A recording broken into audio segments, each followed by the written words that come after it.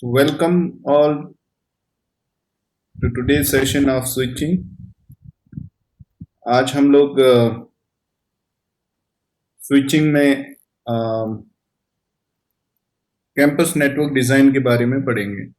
So those who are already done with CCNA या फिर जिन लोगों ने फील्ड में काम किया है, those who are already working since period of time, 2-3 साल 4 साल जिनका भी एक्सपीरियंस है कम से कम, वो लोगों को ये चीज बहुत अच्छे से समझ में आएगी. हो सकता है ऑलरेडी आप लोगों को पता हो, तो just bear with me because there are many people who actually have a very little idea about campus network design and हो सकता है कुछ नई चीज आपको भी आज सीखने को मिल जाए.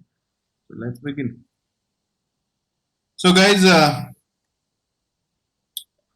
जब भी हम लोग network design, campus network design का बात करते हैं, तो will again start from the good old days, जब हमारे पास में एक छोटा नेटवर्क होता था. उस नेटवर्क के अंदर हम लोग,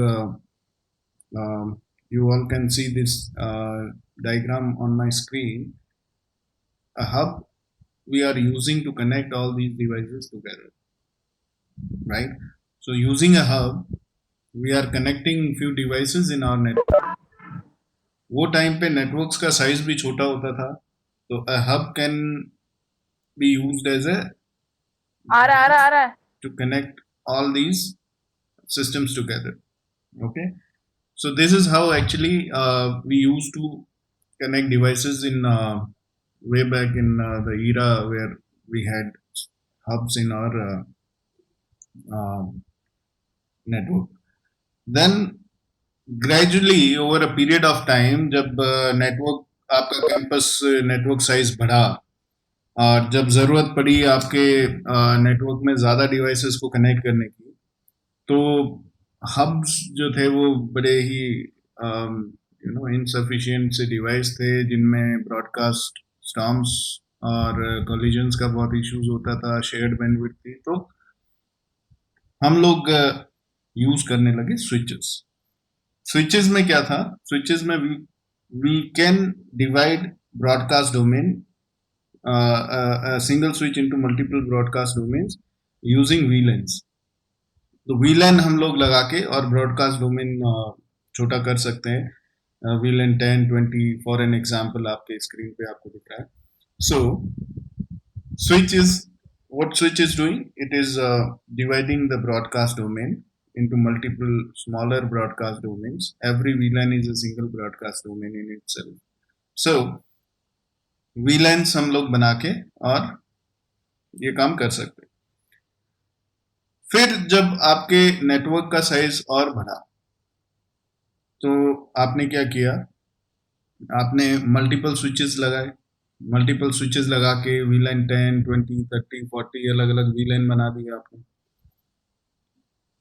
तो अब ये सवाल उठता है कि क्या ये डिजाइन जो अभी स्क्रीन पे आपको दिख रही है, is it a good design? Is it a good design? जब आपका नेटवर्क जो है उसका ग्रोथ हो रहा है over a period of time, जब आपके number of users, number of hosts, number of devices बढ़ रहे हैं नेटवर्क में, ठीक है, एंड डिवाइसेस में computers, servers, laptops, wifi, wireless devices, है ना, और printers, whatever. So all these network printers I'm talking about. So all these devices are directly connected to these switches, and these switches we have actually we have segregated the network using VLANs. But this is not an ideal design. Why it's not an ideal design? Here we are using only 3 switches as an example, but you may find a large network where hundreds or thousands of users are there. Then it will become a very, very difficult task to manage your network. Okay, so if you are designing your network, if you are not, this is not at all a design actually. This is just आपके पास में और network के users आ गए, आपने एक switch और लाके लगा दिया पिछले वाले स्विच से, फिर उस पे वीलैन बना दी, चलो काम हो गया। फिर और यूजर्स आ गए, सेकंड फ्लोर पे यूजर आ गए, थर्ड फ्लोर पे यूजर्स आ गए, और एक लिंक ले जाके उधर एक स्विच रख के उससे सारे कनेक्ट कर दिए। तो this design will not is not an ideal design to extend your network, to expand your network. So, what should we do then?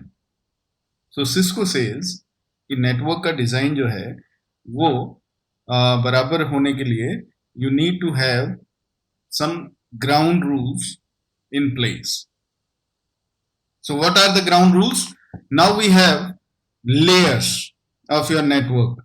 जैसे हमारे नेटवर्क में जो एंड यूजर्स है वो लोग जिन स्विचेस से कनेक्टेड है वो स्विचेस अब एक्सेस लेयर स्विचेस बोले जाएंगे। ये एक्सेस लेयर स्विचेस के साथ में एंड होस्ट जो कनेक्टेड है वो आप अलग अलग वीलैंस पे रख सकते हो। VLAN 10, 20, 30, 40 whatever VLANs you want to use, you can use them and assign these ports of access layer switches to those VLANs. ठीक है।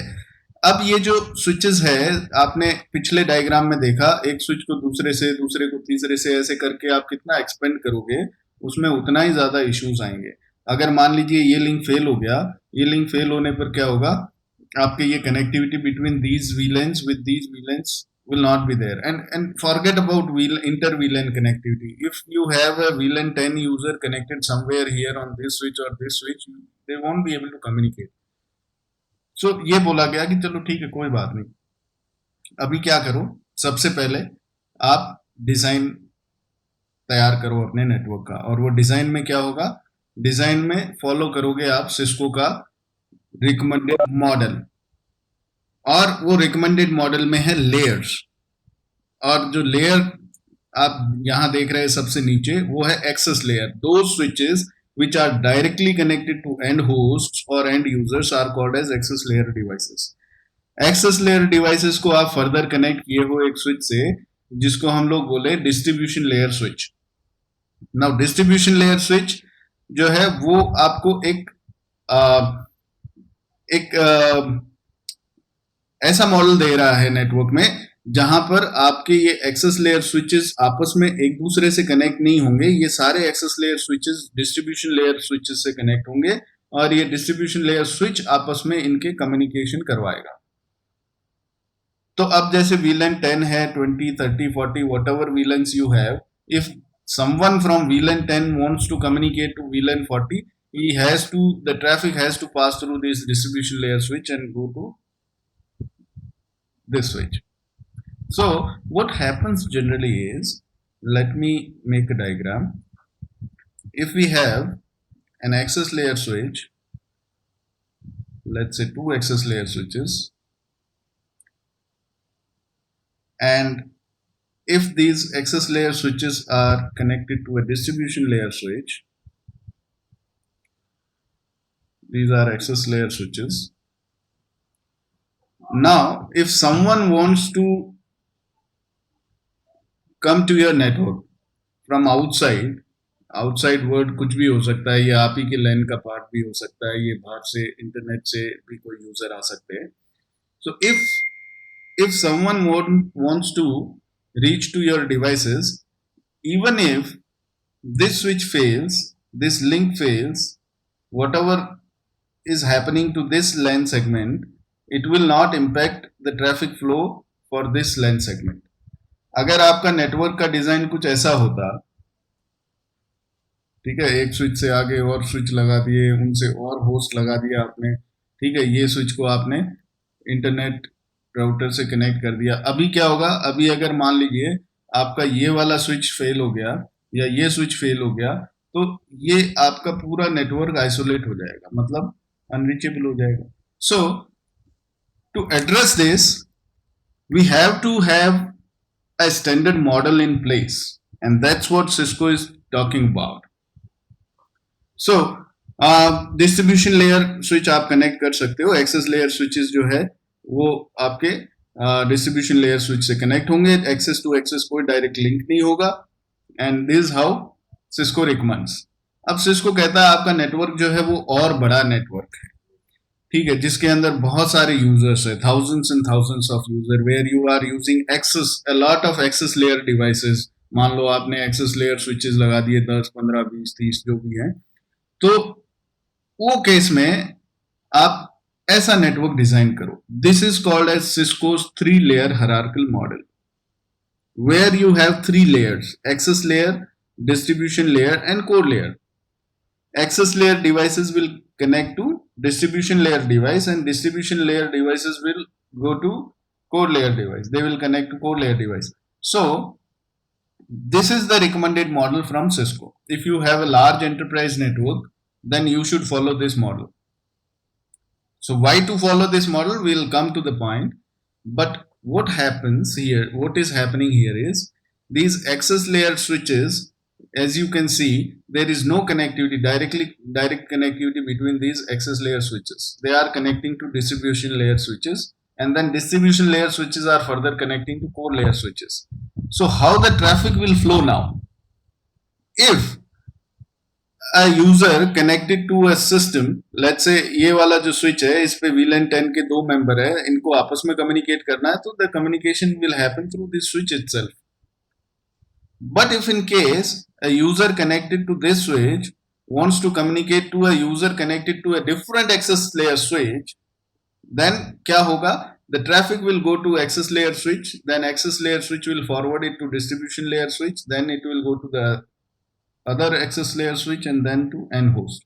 So this is how the traffic will flow if two users are connected to two different access layer devices. What will happen? There is a third scenario when you have a user connected to one access layer switch and another user is at some other access layer switch connected to some other access layer switch, और ये दोनों जो access layer switches है ये अलग अलग distribution switches से connected है. तो ट्रैफिक अभी कैसे फ्लो होगा?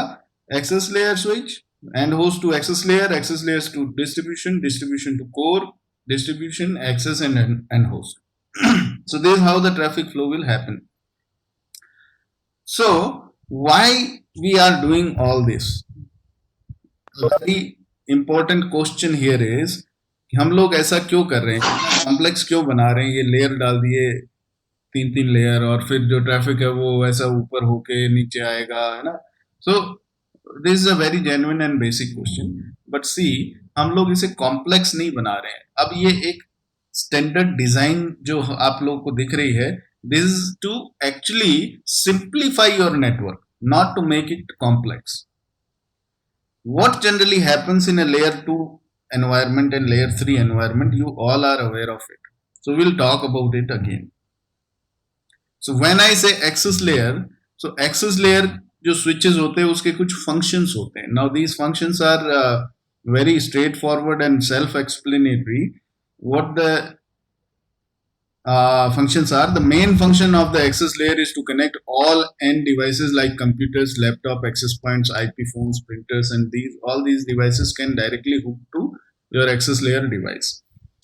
We require a lot of switch ports to connect all these end devices. This means the price per switch port should be low. For this reason, we typically use a layer 2 switch on access layer. तो ये एक बहुत important point है.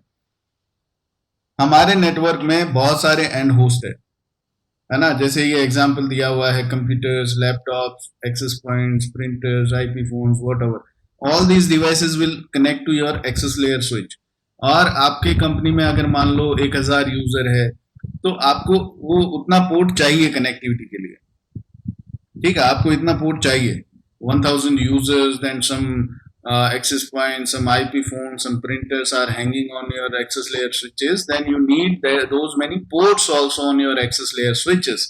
So that's why, because the switches, whatever we are having in Cisco's portfolio, हमेशा हम लोग ये बात करते हैं कि जब हम लोग कोई भी स्विच खरीदते हैं तो 24 पोर्ट का स्विच ले या 48 पोर्ट का. अभी क्या होगा, 48 पोर्ट का स्विच महंगा आएगा. So per port cost is very important, right? So generally what we do is we use a low cost switch at access layer, और वो जनरली लेयर 2 स्विच ही होता है. लेयर 3 स्विच का जरूरत नहीं होता है एक्सेस लेयर पे, तो हम लोग लेयर 2 स्विच यूज करते हैं. तो सस्ता layer 2 because we need a lot of ports. Then depending on your traffic flows, traffic from access layer has to go towards to distribution layer, so we might require multiple uplinks. So what happens is आपके जो end users है, जब भी आप कोई network design करते हो तो आप लोग क्या चीजें देखते हो? आप ये देखते हो कि कितना यूजर्स है, किस टाइप का एप्लीकेशन चलेगा, कितना ट्रैफिक जनरेट होगा, उसी के हिसाब से मेरे को स्विचेस जो है वो खरीदना पड़ेगा. अगर आपका बहुत ज्यादा ट्रैफिक है और आपने अगर लो एंड कोई स्विच ले लिया विच इज नॉट केपेबल और which is not having enough bandwidth to accommodate the traffic, then the whole purpose of your network is gone. So we need to consider a few points. We need to consider few points which are very very important before even you start creating your network. So in design phase itself, you will actually identify that what kind of traffic, what kind of applications you will be using, how many users are there, how much traffic they're gonna generate. So all these things you need to consider, take into consideration, and then you will decide that which switch you should buy. So we all know that depending on all these traffic flows, traffic from access layer switch, so we need multiple uplinks. So multiple uplinks की बात करें, what is an uplink and what is an downlink? This is a question. So whenever I am saying this is an access layer switch, so uplinks क्या होंगे इसके? Uplinks वो होते हैं जो ऊपर वाली लेयर से जाके कनेक्ट होते हैं. ठीक है जी, these are uplinks. इस distribution layer के लिए uplink is this link. Okay, this is the uplink and this is the downlink for distribution layer switch. But for access layer switch, this link is uplink. So this is very important. या फिर इनको बोलते हैं हम लोग northbound links. और ये जो डिस्ट्रीब्यूशन लेयर स्विच है इसके लिए ये वाला लिंक क्या हो गया? ये साउथबाउंड लिंक हो गया. तो traffic direction northbound, this is southbound. So this is also called as uplink and this is also called as downlink. So ये टर्मिनोलॉजी से आप लोग वाकिफ हो जाना, क्योंकि कभी भी हम लोग जब इंटरव्यू में बैठते हैं या फिर कोई टेक्निकल डिस्कशंस करते हैं तो ये टर्म्स बार बार यूज आती है. So don't get confused. So we might need multiple uplinks, right? So why this point is coming in here? Because maybe here we are having 48 users.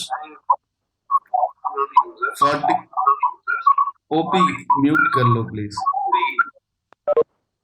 Thank you.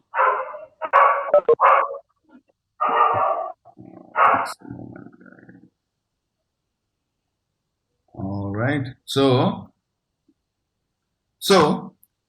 here we are having 48 users. All are connected with my access switch and the links are 1 gig links. All are these 1 gig links. So 48 gig traffic आपके पास में आ सकता है maximum if everyone is connected with all the ports, means all the ports are connected to end hosts and every end host is sending out traffic on full throttle.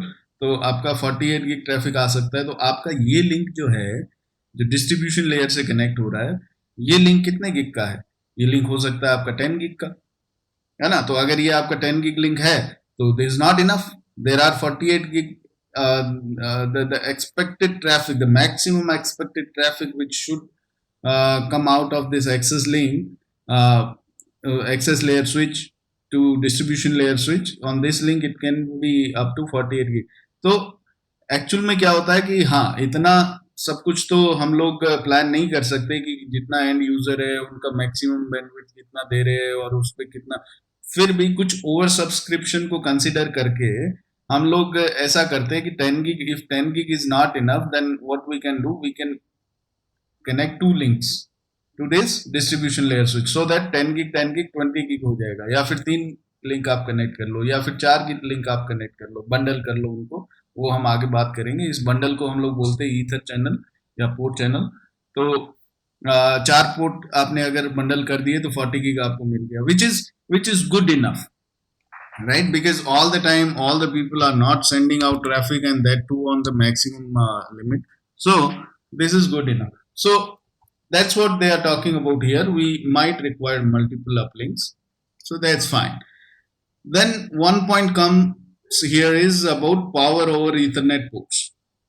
So maybe what happens sometime, हमारे network में हम लोग एक rack के अंदर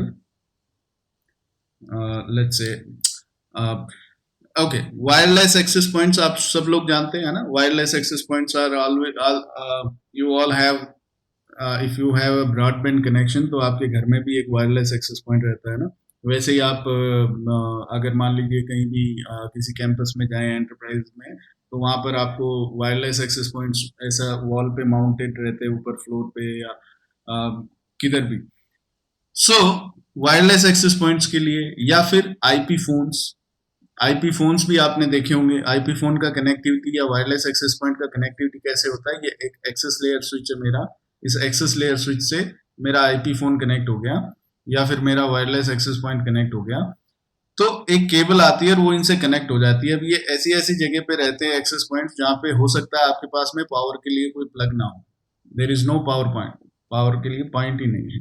ठीक है. So in those cases what we will do, इसको पावर कैसे देंगे एक्सेस पॉइंट को, या आईपी फोन्स को पावर देने के लिए हर डेस्क के ऊपर आपको एक पावर के लिए पॉइंट होना जरूरी है.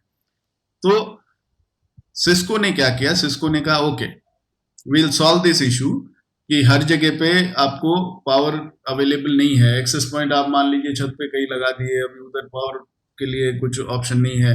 तो सिस्को बोलता है कोई प्रॉब्लम नहीं है, लैन केबल तो आप लगा ही रहे हो ना इनके साथ में, तो हम क्या करेंगे, हम लोग हमारे इस पोर्ट से डेटा तो भेजेंगे ही, साथ में पावर भी भेजेंगे जो इस डिवाइस को ऑन करेगी, पावर देगी और डेटा फ्लो हो जाएगा बाद में. तो बोला अच्छा, तो ये वाला पोर्ट जो है, इस पोर्ट को पावर ओवर इथरनेट पोर्ट बोला गया, पीओई. पीओई वाला पोर्ट जो है वो जरूरी नहीं है हर स्विच पे आपका हर पोर्ट पीओई पोर्ट हो, क्योंकि ये महंगा आएगा, additional capability. So generally switches पे जो पोर्ट आते हैं वो पावर ओवर इंटरनेट केपेबल नहीं होते हैं. तो अगर आपको ऐसा चाहिए स्विच जिसपे आपका पोर्ट जो है वो पीओई पोर्ट्स आए सारे, तो आप क्या कर सकते हो, वो खरीद सकते हो. तो you might have requirement of PoE ports. Then comes QoS features. तो आपके जो एक्सेस लेयर स्विचेस जो है उसमें अगर आपको PoE डिवाइस चाहिए, कुछ लगाना है इस टाइप का, तो आप जब सेलेक्ट करोगे, आप जब खरीदोगे, तो you will consider this point also. Then you will consider one more very very important point, QoS.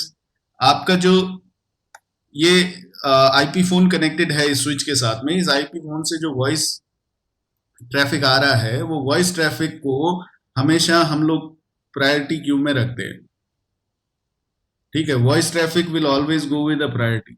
So your switch, access layer switch actually is capable to set some QoS parameters with the traffic which is coming in.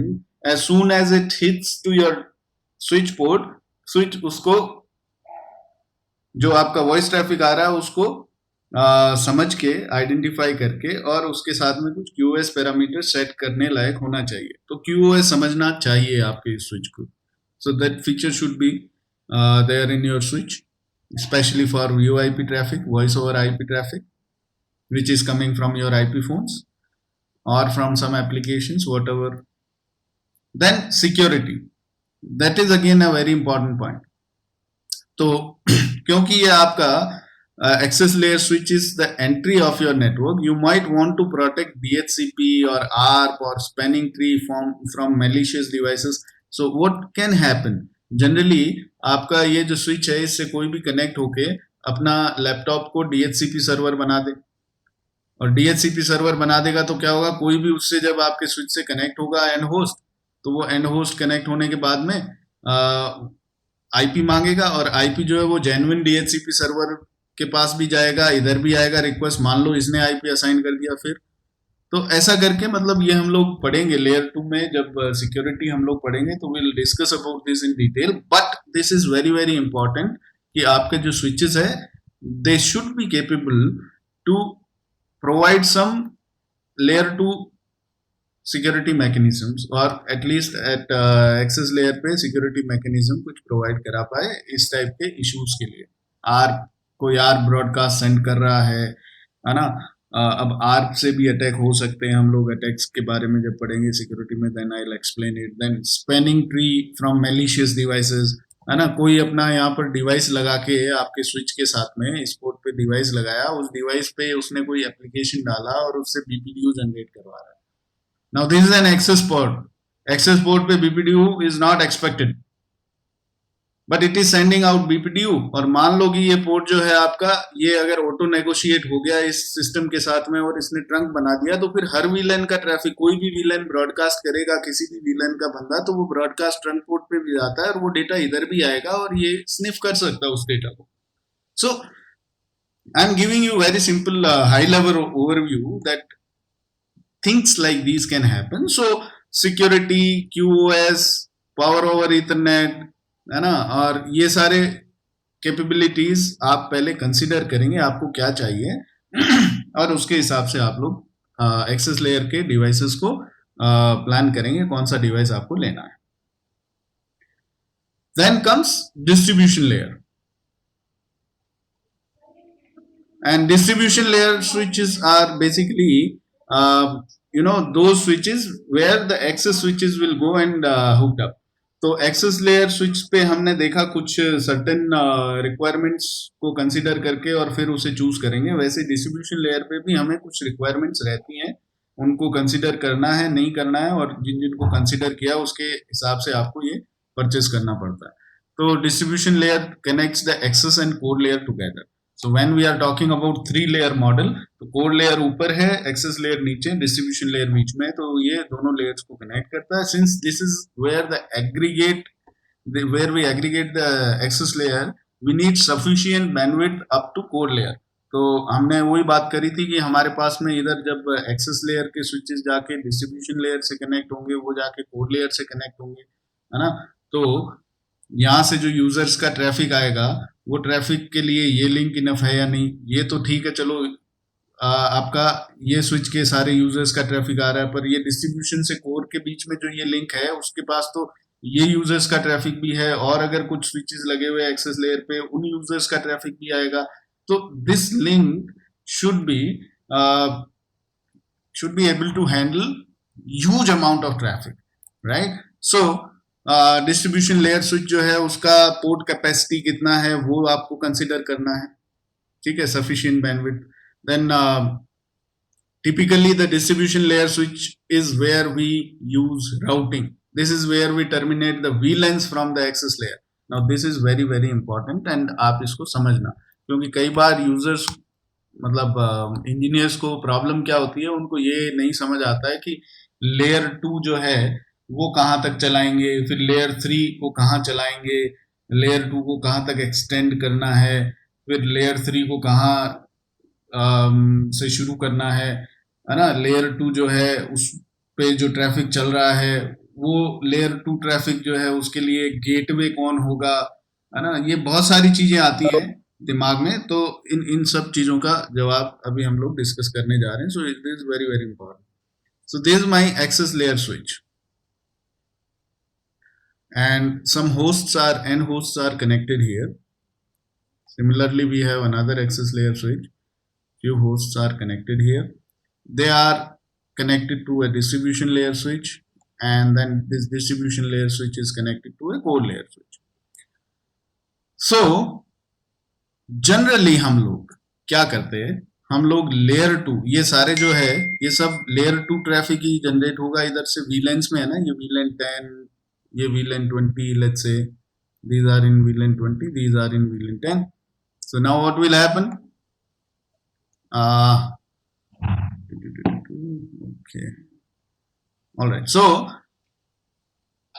these are in different VLANs, okay, and their traffic is actually this access layer switch is sending to this distribution layer switch. Now this traffic is in VLAN 10, whatever traffic is generated here that is from VLAN 10, whatever traffic is generated here that is from VLAN 20, है ना। VLAN 10 का traffic इधर से जा रहा है, VLAN 20 का traffic इधर से डिस्ट्रीब्यूशन लेयर स्विच पे आया। अब ये जो डिस्ट्रीब्यूशन लेयर स्विच है, अब एक्चुअल में क्या करना है, VLAN 10 के यूजर्स को अगर VLAN 20 के यूजर्स से कम्युनिकेट करना है तो इनका सबनेट कैसा होगा, कुछ ऐसा होगा, अलग अलग VLANs, अलग अलग सबनेट्स। ओके, 10.1.1.0, 10.1.2.0/24। तो अब क्या होगा, अब 10.1.1.0 सबनेट के यूजर को अगर 10.1.2.0 सबनेट के यूजर से कम्युनिकेट करना है तो यानी कि दूसरे सबनेट में जाएगा, यानी कि इसको क्या चाहिए, गेटवे चाहिए। They need a gateway, and who will be gateway for this subnet? Generally तो हम लोग राउटर लगाते हैं दो अलग अलग नेटवर्क्स के लिए, routers interface which is connected to your LAN network, वो आपका एज ए गेटवे सर्व करती है ना। ऐसा ही किए थे हम लोग, ये राउटर है, ये राउटर है, इधर मेरा लैन नेटवर्क है, तो ये सारे यूजर्स के लिए गेटवे कौन होगा, राउटर का ये इंटरफेस, ठीक है ना। So this interface is gateway so that these users of subnet 10.1.1.0 can go out and communicate with other subnets, with other networks, right? तो ये जो गेटवे है ये हमने राउटर के ये इंटरफेस को बना दिया। अब हमारे इस नेटवर्क में गेटवे कौन होगा, तो हम लोग जनरली क्या करते हैं, हम लोग ये डिस्ट्रीब्यूशन लेयर स्विच में SVIs बनाते हैं, स्विच्ड वर्चुअल इंटरफेसेस। सो ये SVI क्या होती है, VLAN 10 के लिए हम लोग ने एक SVI बना दिया, इंटरफेस VLAN 10, और VLAN 20 के लिए एक इंटरफेस VLAN बना दिया, इंटरफेस VLAN 20। ये वर्चुअल इंटरफेसेस है, ये फिजिकल इंटरफेस नहीं है। फिजिकल इंटरफेस तो ये पोर्ट है स्विच के, तो जैसे हमने वर्चुअल इंटरफेस टनल पढ़े थे ना उधर राउटिंग में, वो वर्चुअल इंटरफेस था, फिजिकली इट डजंट एक्सिस्ट। सो इधर भी हम लोग क्या करते हैं, कुछ वर्चुअल इंटरफेस बनाते हैं जिनको SVI बोला गया, स्विच्ड वर्चुअल इंटरफेसेस। और ये जो SVI है, ये जितना भी VLAN के आपको अगर गेटवेज डिफाइन करने हैं तो उनके लिए आपको बनाना पड़ेगा। सो VLAN 10 और VLAN 20 के लिए दो बना दिए और इनको हमने IP दे दिया 10.1.1.100 and 10.1.2.100। Okay, so this 10.1.1.100 will serve as a gateway to these hosts, 10.1.1.100, or 10.1.2.100 will serve as a gateway for this block.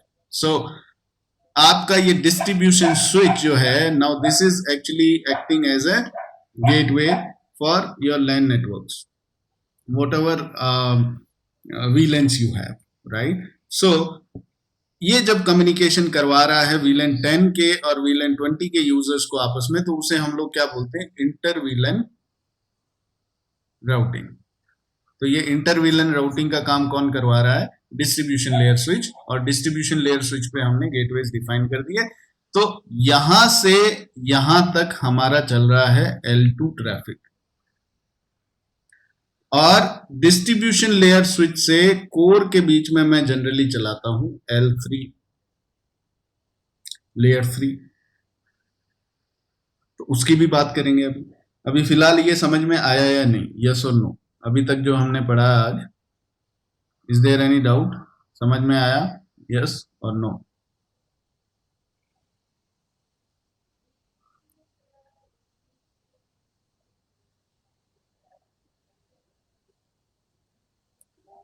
Fast guys.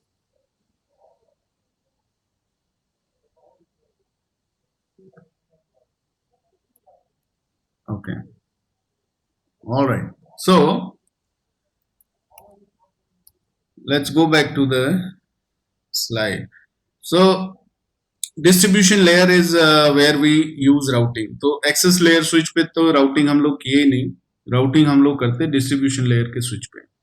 So this is where we terminate the VLANs from the access layer. तो जब ये बोल रहे हैं कि यहाँ पर हम लोग terminate कर रहे हैं VLANs, मतलब यहाँ पर हम लोग SVI बना के switch virtual interface और उन SVIs को IP देते हैं ताकि VLANs के बीच में आपस में communication अगर करवाना हो तो वो ये distribution layer switch करवा दे। Distribution layer switches जो है वो switches है जहाँ पर हम लोग generally access list लगाते हैं। जब आप सिक्योरिटी वाला ये लास्ट फीचर देखेंगे तो आपको समझ आएगा कि हम लोग सिक्योरिटी की बात किए थे एक्सेस लेयर के स्विचेस पे, तो एक्सेस लेयर के स्विचेस पे सिक्योरिटी किस चीज से, जो एंड होस्ट इससे कनेक्ट हो रहे हैं उनसे सिक्योर रखने के लिए आपके नेटवर्क को। अभी डिस्ट्रीब्यूशन लेयर पे सिक्योरिटी किस चीज की लगा रहे हैं कि भैया जो ट्रैफिक वीलन 10 से 20 जा रहा है, अगर आपको उसको फिल्टर करना है ना, या फिर जो ट्रैफिक आपका वीलन, जैसे वीलन 10 से 20 खाली पिंग हो, टेलनेट ना हो, है ना, और चाहे आपका वीलन 20 से 10 पे आ रहा है तो इधर आपका जो है HTTP चले लेकिन आपका पिंग ना चले, तो ऐसा करके मतलब आप सिक्योरिटी एक्सेस लिस्ट को यूज करके डिस्ट्रीब्यूशन लेयर स्विच पे लगाते हैं। So access lists are what we generally use on distribution layer switch to filter certain inter-VLAN traffic. So this is what security feature is. Then another important feature is this one. We use routing on distribution layer, so we need switches that are capable of high throughput routing performance. तो routing जब हम लोग चला रहे distribution layer switch पे, तो हमें ऐसा स्विच चाहिए जो हायर थ्रूपुट के साथ में राउटिंग जो है वो करवा पाए। So again access layer switches need not to be a layer 3 switch, layer 2 switch लगा दो, लेकिन डिस्ट्रीब्यूशन लेयर पे जो स्विच यूज कर रहे हैं वो लेयर 3 केपेबल होना चाहिए। Then multiple redundant uplinks to the access and core layer. If a distribution layer switch fails, multiple access layer switches might lose connectivity. Now what is this? Again multiple redundant uplinks. तो when I am saying redundancy का मतलब क्या होता है? redundancy का मतलब होता है जहां पर सिंगल पॉइंट ऑफ फेलियर ना हो। सिंगल पॉइंट ऑफ फेलियर यानी कि जब मैं बात करूं मेरे नेटवर्क में एक्सेस लेयर स्विचेस लगे हुए हैं और इधर डिस्ट्रीब्यूशन लेयर स्विचेस से ये कनेक्ट हो रहे हैं, और डिस्ट्रीब्यूशन लेयर स्विच जो है वो कोर से कनेक्ट हो रहा है, ठीक है। तो अभी आप देख रहे हैं यहां पर सिंगल लिंक में लगा रहा हूं, ये सिंगल लिंक नहीं, फिर से मुझे मल्टीपल अपलिंक लगाने हैं, मल्टीपल अपलिंक लगाने हैं to the access and code layer. If a distribution layer switch fails, multiple access layer switches might lose connectivity. तो अगर ये स्विच ही फेल हो गया तो कुछ नहीं कर सकते, तो उसके लिए हमें क्या करना पड़ेगा, हमें एक और डिस्ट्रीब्यूशन लेयर स्विच लगाना पड़ेगा जो कि कोर से कनेक्ट हो, और फिर आपके ये जो एक्सेस लेयर स्विचेस है इनकी कनेक्टिविटी इस स्विच के साथ भी करनी पड़ेगी। तो अभी आप देख रहे हैं 2 डिस्ट्रीब्यूशन लेयर स्विच हो गए, 2 एक्सेस लेयर स्विच हो गए, यहाँ एक कोर लेयर स्विच हो गया। तो अगर एक डिस्ट्रीब्यूशन लेयर स्विच फेल हो गया तो कोई बात नहीं, मेरा ट्रैफिक इधर से निकल जाएगा या फिर आने वाला ट्रैफिक इधर से आ जाएगा।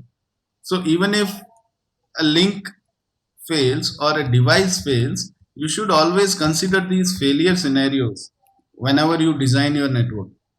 आपके नेटवर्क में सिंगल पॉइंट ऑफ फेलियर नहीं होना चाहिए। There should always be redundancy in terms of your links, in terms of your devices, in terms of even होता क्या है कि हमारे जो स्विचेस होते हैं, जैसे मेरा 6500 स्विच है, 6500 का 6510, तो 6510 स्विच में क्या हो गए, उसके अंदर 10 स्लॉट होते हैं, 10 slots.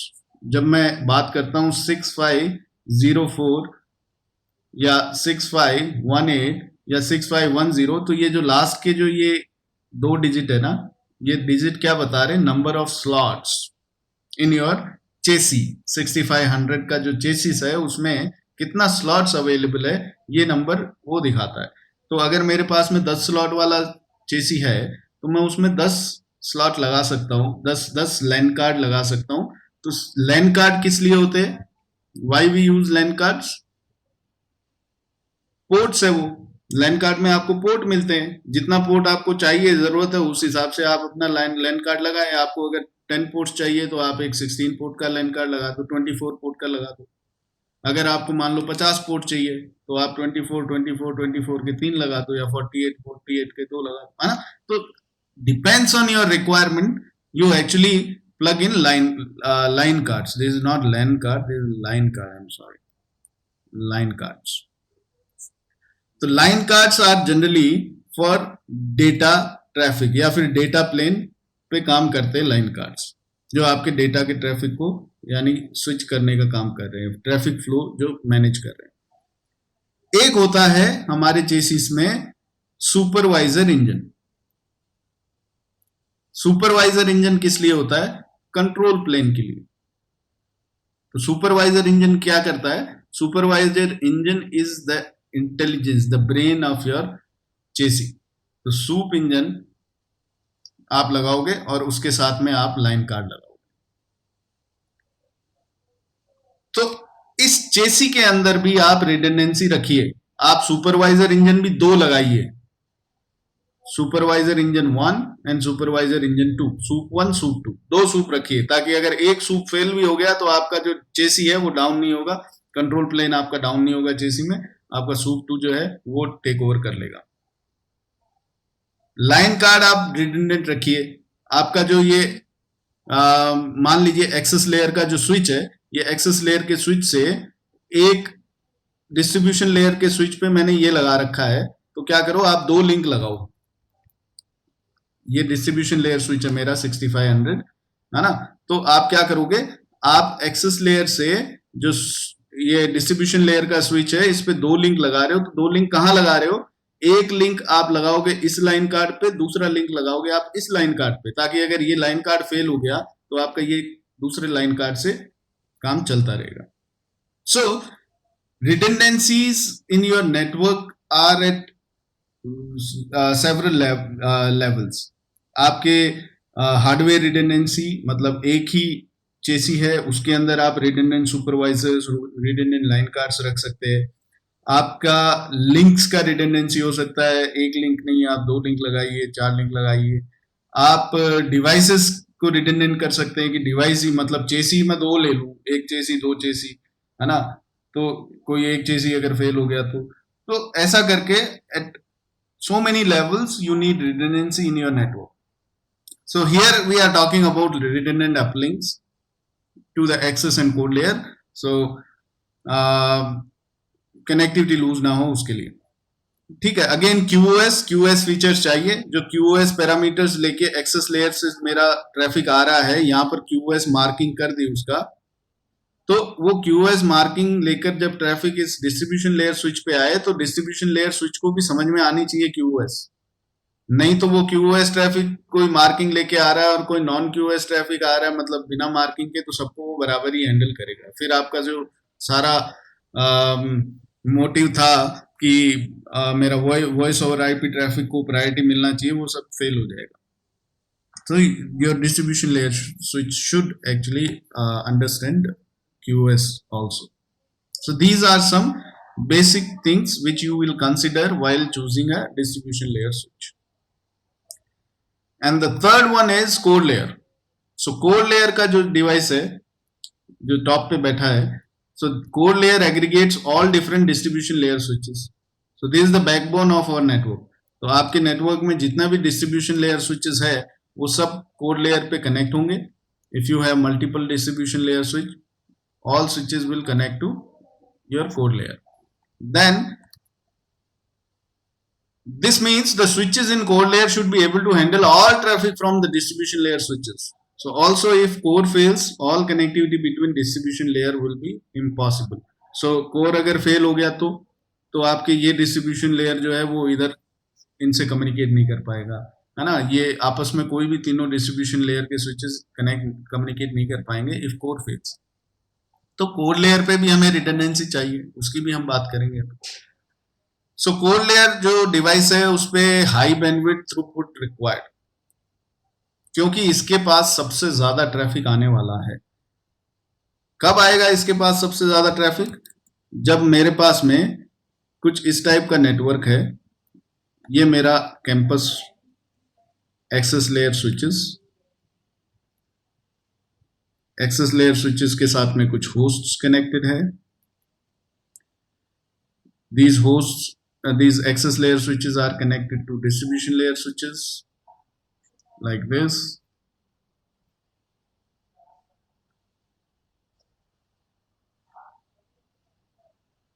And these distribution layer switches are then connected to core switch.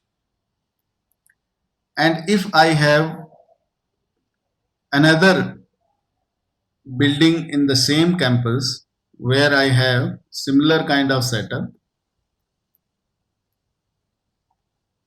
access layer switches, distribution layer switches, connectivity is like this.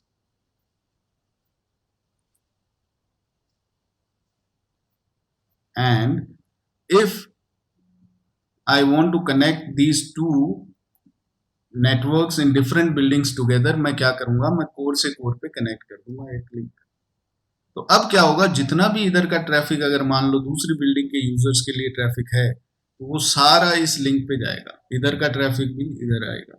So that way these core layer switches should have a very good bandwidth capability on their ports, right? So high bandwidth throughput required, high availability और redundancy required, तो वो भी जरूरी है। तो core layer पे भी आप क्या करोगे, आप कोर लेयर पे भी 2 स्विच लगाओगे, so that these distribution layer switches can connect to these core layer switches, and these core layer switches will be connected like this. Here also I have another core layer switch and that is connected in this way. So core layer पे भी redundancy आपको चाहिए। Think about multiple links, redundant power supplies, redundant supervisors, है ना? तो power supplies, yes, we didn't talk about power supply in a single switch. If you have a single power supply, तो वो power supply fail हो गई तो गया। तो पावर सप्लाई भी मल्टीपल होती है आपके स्विचेस में। इवन आपके जो फैन होते हैं, जो स्विच को कूल रखते हैं, वो फैन भी आपके रिडंडेंट होते हैं, मल्टीपल फैंस, ठीक है ना? तो हर चीज जो है वो रिडंडेंट रखते हैं, ताकि एक चीज के फेल होने पर आपके नेटवर्क पे कोई दिक्कत नहीं आनी चाहिए। देन QoS फीचर्स, QoS फिर से समझना चाहिए, जो distribution layer switch access layer distribution layer cross करते हुए ट्रैफिक इधर आया QoS मार्किंग लेके, तो उसको वो उसी तरह से हैंडल कर पाए, इसलिए QoS आना चाहिए इसको समझ में। And then no packet manipulation, we don't configure access list और make changes to packets in the core. Core में हम लोग ACLs नहीं लगाते, हम लोग जनरली ACLs कहाँ लगाते हैं, डिस्ट्रीब्यूशन लेयर स्विच पे। कोर लेयर पे वैसे ही इतनी इसके पास में ट्रैफिक लोड रहता है, तो इस पे एडिशनल हम लोग कोई बर्डन और डालना नहीं चाहते, तो we generally don't do any kind of security configurations on a core layer switch. So sometimes the size of network, this is very important, क्योंकि आपको जरूरी नहीं है कि जो ये 3 लेयर मॉडल है ये हर जगह मिले नेटवर्क में। कई बार क्या होता है कि आपको 2 लेयर मॉडल ही दिखता है। 2 लेयर मॉडल मतलब मेरे नेटवर्क का साइज जो है वो ज्यादा नहीं है, तो मैं क्या करता हूँ, मैं मेरे ये जो एक्सेस लेयर स्विचेस है इनको कनेक्ट करता हूँ डिस्ट्रीब्यूशन लेयर से, डिस्ट्रीब्यूशन लेयर से कनेक्ट हो गई है। That's it. That's it. No further core is required. मेरे को कोर नहीं चाहिए, मेरे को डिस्ट्रीब्यूशन जो है उससे ही काम चल गया। तो इस 2 लेयर मॉडल को हम लोग बोलते हैं कोलैप्स्ड कोर, यानी कोर और डिस्ट्रीब्यूशन दोनों को कोलैप्स करके हमने एक ही लेयर बना दी। अब यही जो है लेयर वो कोर का काम कर रही है, यही लेयर डिस्ट्रीब्यूशन का काम कर रही है। We don't need a separate core, क्योंकि मेरे नेटवर्क ही छोटा है, तो मेरे को इतना सब कुछ तामझाम लगाने का जरूरत नहीं है।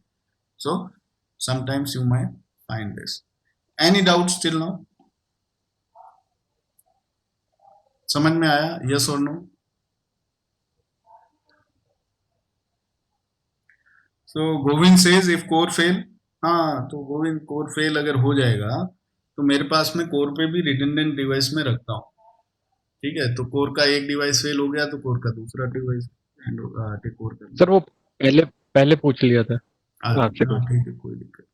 ओके, हाँ है ना। Collapsed core is the is a design for small network where we don't have many users, like I have 50 users, 100 users। तो उसके लिए मेरे को क्या करना पड़ेगा, 100 यूजर को मैं 3-4 एक्सेस स्विच लगा के कनेक्ट कर दूंगा, और फिर उसके लिए मेरे को डिस्ट्रीब्यूशन लेयर का डिवाइस जो है वो लगा दिया। अभी कोर मेरे को नहीं चाहिए। कोर जो है वो हम लोग तब लगाते हैं जब हमारा नेटवर्क बहुत बड़ा हो, एंटरप्राइज नेटवर्क जहाँ थाउजेंड्स ऑफ यूजर्स है, तो फिर मेरे को क्या करना पड़ता है, क्योंकि मेरे को ये जो डिस्ट्रीब्यूशन लेयर का डिवाइस है इस पे दोनों चीज करने का अभी बर्डन है। कोर वाला काम जो है लेयर 3 वाला, और वो जो इंटर कैंपस कनेक्टिविटी वाला या छोटा मोटा कुछ भी, अभी हम आगे और बात करेंगे इसकी।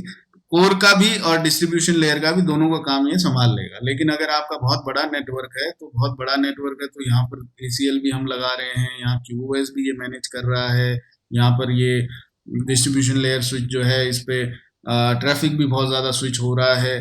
तो वो कंडीशन में हम लोग अलग अलग रखते हैं, कोर अलग लगा दो, डिस्ट्रीब्यूशन अलग लगा दो।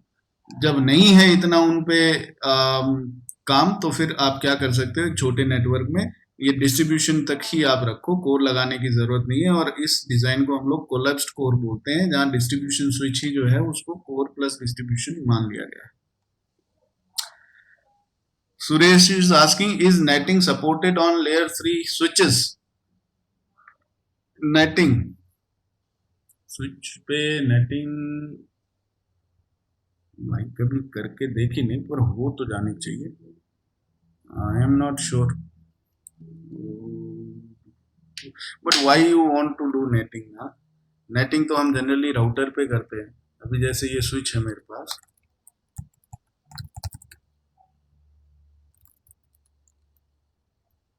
हाँ कर सकते हैं, कोई प्रॉब्लम नहीं, कर सकते हैं।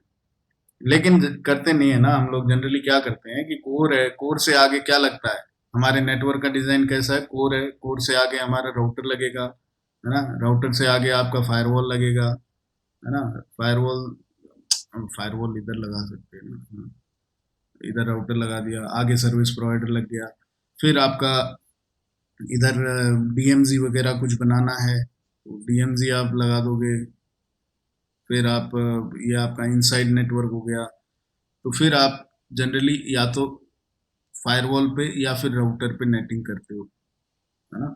आप स्विचेस पे हम लोग मैंने कभी देखा नहीं नेटिंग करते हुए, लेकिन हाँ जब फीचर अवेलेबल है तो आप कर सकते हो। Alright, the next is campus network design. अब देखो जो लिंक्स हम लोग कनेक्ट कर रहे हैं ना, अभी देखो कई जगह मैंने जो डायग्राम बनाया उस पर डिस्ट्रीब्यूशन लेयर के स्विचेस को आपस में कनेक्ट नहीं किया, कई जगह किया, but what is the ideal design? The ideal design is this, your access layer switches will have connectivity with both distribution layer switch, and these distribution layer switches will have connectivity, a link between them. So आपका ये जो core है, core से distribution है, distribution से access, तो इस पूरे डायग्राम में आपको कहीं भी सिंगल पॉइंट ऑफ फेलियर नहीं मिलेगा with respect to the links. अगर आपका कोई भी एक लिंक फेल होता है ना इसमें डायग्राम में, तो कोई प्रॉब्लम नहीं है। आपका अगर ये लिंक फेल हो गया तो ये वाला लिंक है, आपका अगर ये लिंक फेल हो गया तो ये लिंक है, अगर आपका ये लिंक फेल हो गया तो इधर वाला लिंक है, या ये फेल हो गया तो इधर वाला है। तो this is actually the redundancy what we are talking about. अब और मान लो आपको बात करनी है कि कोर में मान लो मेरे पास मल्टीपल डिवाइस है तो कैसा होगा, तो ऐसा होगा कुछ। उसमें क्या होगा, दो कोर डिवाइस है, दो डिस्ट्रीब्यूशन लेयर डिवाइस है, दो एक्सेस है। एक्सेस कितने भी हो सकते हैं, 2 हो, 10 हो, 20 हो, 50 हो। डिस्ट्रीब्यूशन लेयर पे भी आप मल्टीपल डिवाइसेस रख सकते हैं, लेकिन रिकमेंडेड क्या है, 2 डिस्ट्रीब्यूशन लेयर पे डिवाइस रखिए और 2 कोर लेयर पे रखिए। तो डिस्ट्रीब्यूशन लेयर के डिवाइसेस भी कोर से इस टाइप से कनेक्ट होते हैं। अगर मल्टीपल कोर है आपके पास में तो मल्टीपल कोर लेयर डिवाइसेस को आप इस तरह से कनेक्ट करेंगे। इसको हम लोग बोलते हैं cross connectivity. The distribution layer device A and B, they will both connect to core A and core B. So multiple connectivity, this cross connectivity will always be there, right? And if we are talking about a very large network, then in that case what happens is हमारे पास में ये distribution layer device जो है वो कुछ access layer device से connect हो गए, और 2 डिस्ट्रीब्यूशन लेयर के डिवाइस है वो इधर एक्सेस लेयर के डिवाइसेस से कनेक्ट हो गए। तो इसको बोला स्विच ब्लॉक, इसको भी बोला स्विच ब्लॉक। तो switch block A, switch block B. So this way we can design it, multiple switch blocks we can keep using distribution layer switches. तो आप यहाँ देखेंगे डिस्ट्रीब्यूशन लेयर स्विच 2 ही है, ठीक है, 2 से ज्यादा हम लोग एक ब्लॉक में रखते नहीं है। तो अगर आपको दूसरा स्विचिंग ब्लॉक लगाया तो वो दूसरा स्विचिंग ब्लॉक के डिस्ट्रीब्यूशन स्विचेस भी अलग होंगे, सेपरेट होंगे। ऐसा नहीं कि ये एक्सेस लेयर के स्विचेस को भी आप इधर से कनेक्ट कर दोगे, इसको आप अलग स्विच ब्लॉक नहीं बोल सकते। अलग स्विच ब्लॉक मतलब अलग pair of distribution switch which is managing your access layer devices. तो this is how the connectivity will be. अब आपको पूरा कनेक्टिविटी दिख रहा है। Access layer to access layer switch कोई कनेक्टिविटी नहीं होती। एक्सेस लेयर से डिस्ट्रीब्यूशन लेयर स्विच पे कनेक्टिविटी रहती है, क्रॉस कनेक्टिविटी। डिस्ट्रीब्यूशन लेयर से डिस्ट्रीब्यूशन लेयर के बीच में कनेक्टिविटी रहेगी, लिंक रहेगा। डिस्ट्रीब्यूशन टू कोर फिर से cross connectivity, and core to core there will be a link. So this is how your network design should be. This is an ideal 3-layer Cisco hierarchical model for an enterprise network. If you have any doubts, you can ask now. So now we are talking about layer 2 and layer 3. So जब भी हम लोग बात करते हैं ना layer 2 traffic, layer 3 traffic, तो देखो layer 2 ट्रैफिक जो है वो आपका जनरली डिस्ट्रीब्यूशन लेयर तक हम लोग एक्सटेंड करते हैं लेयर 2। एंड होस्ट जो है वो जब ट्रैफिक भेजेगा तो स्विच के पास जैसे ही आएगा, this is a layer 2 switch, तो जैसे ही इसके पास में VLAN 10 का ट्रैफिक आएगा तो ये स्विच जो है वो उसे लेयर 2 हेडर्स देख के आगे फॉरवर्ड कर देगा। So the traffic is still layer 2 traffic, we are calling it a layer 2 traffic. वो उस पर्टिकुलर VLAN में ही अगर कम्युनिकेशन करना चाहता है और वो यूजर अगर इधर कहीं बैठा है तो वो यहाँ से इधर या फिर इधर से इधर जो भी पाथ लेगा वो लेके इधर तक पहुंच जाएगा। अगर the traffic is destined for some other VLAN तो डिस्ट्रीब्यूशन लेयर स्विच का SVI का IP उसका गेटवे होगा, तो डिस्ट्रीब्यूशन लेयर स्विच जो है उसको राउट कर देगा। Now the important thing is in general हम लोग जब ये डिजाइन को गौर से देखो, ये दोनों एक्सेस स्विचेस जो है उन पे VLAN 10 के मेंबर्स लगे हुए हैं, जो कि एक कॉमन सी बात है, लग सकते हैं। तो VLAN 10 के लिए अब आपके पास में ये जो नेटवर्क आपको दिख रहा है, हमने बात की थी STP की, तो STP चलेगा। और STP में क्या है, ये डिस्ट्रीब्यूशन स्विच है और ये एक्सेस स्विच है, ये क्या करेंगे, ये BPDU भेजना शुरू करेंगे। तो ये डिस्ट्रीब्यूशन लेयर स्विच ने BPDU भेजा, वो BPDU ये स्विच के पास आया, ये स्विच के पास गया और फिर इधर से इसके पास आ गया। इन दोनों के बीच में ये लिंक जो है वो लेयर 2 लिंक है। तो BPDU घूम फिर के इसके पास में आया, तो इसने कहा कि भैया यहाँ तो लूप बन सकता है, तो STP चलाएगा इस ट्रायंगल पे, और STP में ये क्या करेगा, कोई एक लिंक ब्लॉक करेगा, जो लिंक या तो ये वाला लिंक हो सकता है या ये वाला लिंक हो सकता है, क्योंकि ये तो रूट पोर्ट हो गए ये वाला, और मान लो ये रूट ब्रिज बन गया तो ये रूट पोर्ट हो गया ये, और ये, तो ये नॉन रूट पोर्ट्स में से कोई एक बंद हो जाएगा। तो आपका ये स्विच ये वाला लिंक यूज नहीं कर पाएगा क्योंकि ये ब्लॉक है, तो ट्रैफिक हमेशा इस लिंक से चलेगा, या तो ऐसा या फिर ऐसा। तो VLAN 10 के लिए फिर से इन तीनों स्विचेस के बीच में भी एक ट्रायंगल बन रहा है, तो इधर भी क्या होगा, ये रूट ब्रिज बन गया तो ये रूट पोर्ट बन गया, ये रूट पोर्ट बन गया तो ये वाला लिंक में से कोई ब्लॉक होगा ये या ये पोर्ट में। तो आपका जो लॉजिकल टोपोलॉजी है वो कैसी होगी, फिजिकल टोपोलॉजी और लॉजिकल टोपोलॉजी में फर्क करना अब आप समझ जाएं, that is very very important. So this is how my network is, access layer switches and distribution layer switches. The connectivity is like this. This is my physical connectivity topology. अब होगा क्या, STP किक इन किया और उसने मान लो ये वाला port बंद कर दिया और ये वाला पोर्ट बंद कर दिया। तो अब लॉजिकल टोपोलॉजी क्या होगी मेरी, the logical topology will look like this.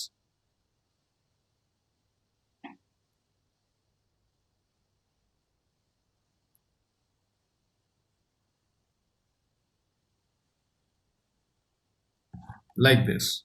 अब इसमें कहीं लूप बनने के चांसेस है, नहीं है।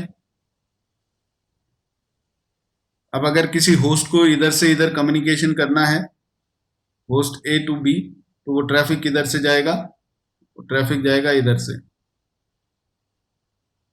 Right. This is the root bridge, all these are root ports. So this is the logical topology, loop free environment, this is the physical topology. तो दोनों में फर्क करना समझ जाओ। अब जब मान लो आपका ये लिंक फेल हो गया, ये लिंक फेल हो गया, इस सिचुएशन में क्या होएगा? इस सिचुएशन में ऑटोमेटिकली ये वाला जो लिंक है ये अप हो जाएगा, ये वाला लिंक अप हो जाएगा, तो ट्रैफिक इससे फ्लो होना शुरू कर देगा। तो आपका जो लॉजिकल टोपोलॉजी है फिर कुछ ऐसा हो जाएगा, ये लिंक जो है ये हट जाएगा, राइट। तो लॉजिकल और फिजिकल टोपोलॉजी में आप लॉजिकल टोपोलॉजी कैसे बनाते हो? The links which are up and capable to carry data and the traffic flow, ये दो चीज कंसिडर करके आप लोग लॉजिकल टोपोलॉजी बनाते हो। तो इस चीज को हमेशा ध्यान रखो। लॉजिकल टोपोलॉजी जो है उसमें और फिजिकल टोपोलॉजी में बहुत बार कंफ्यूजन हो जाता है कि यार ये ऐसे ऐसे लगा रखा है पर ट्रैफिक फ्लो किधर से है वो नहीं समझ आ रहा। ट्रैफिक फ्लो को देखने के लिए आपको क्या है, इन डब्बों पे कुछ कमांड्स चलाने पड़ेंगे, आपको जाके देखना पड़ेगा कौन से ब्लॉक्ड हैं कौन से नहीं है, और फिर देखना पड़ेगा रूट ब्रिज कौन बना हुआ है, कहीं रूट ब्रिज जो है वो ये स्विच तो नहीं ना बना हुआ।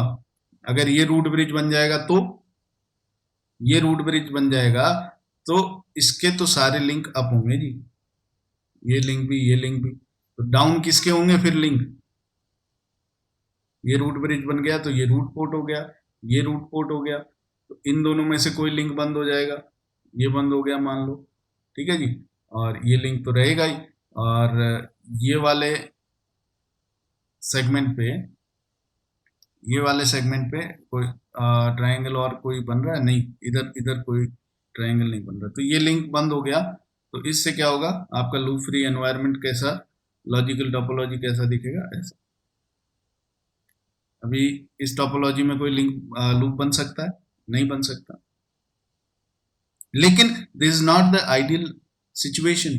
आप लोग root bridge generally access layer switch को नहीं बनाते हैं। क्यों नहीं बनाते हैं उसका भी कारण है, और क्यों बनाना चाहिए उसका भी कारण है। बनाना चाहिए का कारण क्या है कि देखो आपके एक्सेस स्विच के जो पोर्ट है वो हमेशा आपके अप रहेंगे। अगर एक लिंक फेल हो गया तो तुरंत दूसरा लिंक जो है उससे ट्रैफिक चला जाएगा। तो हमेशा आपके एक्सेस पोर्ट जो स्विचेस है जिसको रूट ब्रिज बनाया वो उसके लिए तो हमेशा फायदा है। लेकिन ओवरऑल आपका जो लॉजिकल स्ट्रक्चर है वो चरमरा जाएगा। कैसे चरमरा जाएगा? क्योंकि आपका ये जो दूसरे ये वाला जो लिंक है ना, ये लिंक बहुत इंपॉर्टेंट लिंक होता है distribution to distribution switch. This is a very very important link. Why? Because we are running a lot of services like HSRP for example, या VRRP या फिर GLBP, हम लोग ये चलाते हैं इधर, या फिर हम इधर चलाएंगे कुछ VPC या VSS, ये टेक्नोलॉजीज। तो ये सब चीजों को काम करने के लिए you have to have this link up and running always. You can not bring down this link just because of the STP reason. So you need this link up. That's why we generally consider one of these distribution switches as root bridges. All right. So come to the point. So in this situation, when we have VLAN 10 members here and here, है ना, तो इस situation में क्या होगा? इस situation में इनमें से कोई ना कोई एक लिंक बंद हो जाएगा, ये लिंक और ये लिंक मान लो। तो लॉजिकल टोपोलॉजी कैसा बनेगा वो हमने अभी देखा है। लेकिन this is not the best design.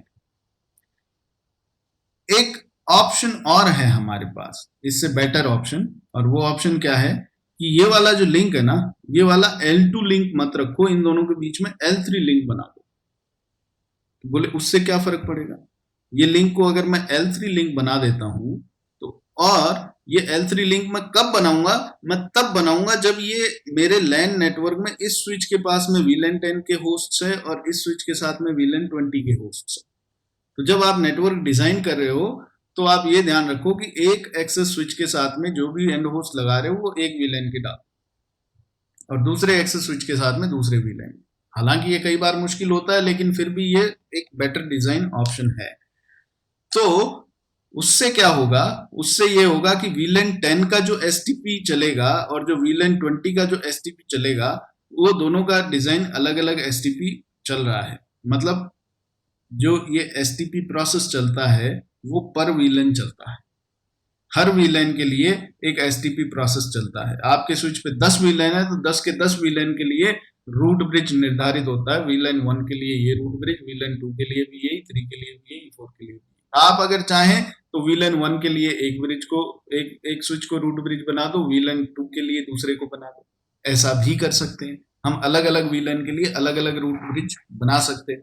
तो that option is also there. So we'll talk about it in detail, but the point here which I want to make is, if you are having a proper network design where all your access switches are having a single VLAN and hosts, then in that case you can make it a layer 3 link, because this link the layer 2 होगा क्या, आपका STP का जो process है वो simplify हो जाएगा, क्योंकि आपके एक जो स्विच है उस पे एक ही VLAN चल रहा है, तो एक STP प्रोसेस, तो एक डिजाइन इज इनफ। VLAN 20 चल रहा है तो उसके लिए आप दूसरे रूट ब्रिज को एक्सेस दूसरे स्विच को रूट ब्रिज बना दो और उससे ट्रैफिक फॉरवर्ड कर दो। तो VLAN 10 का ट्रैफिक ये स्विच फॉरवर्ड कर रहा है, VLAN 20 का ये फॉरवर्ड कर रहा है, ऐसा भी कर सकते हैं। और L3 लिंक बनाने के पीछे और कारण क्या है इनके, ये हम आगे पढ़ेंगे जब अभी इससे रिलेटेड टॉपिक आएगा। तीसरा नेटवर्क डिजाइन है, ऑप्शन है हमारे पास में कि आप यहां सब जगह L3 चला दो ना।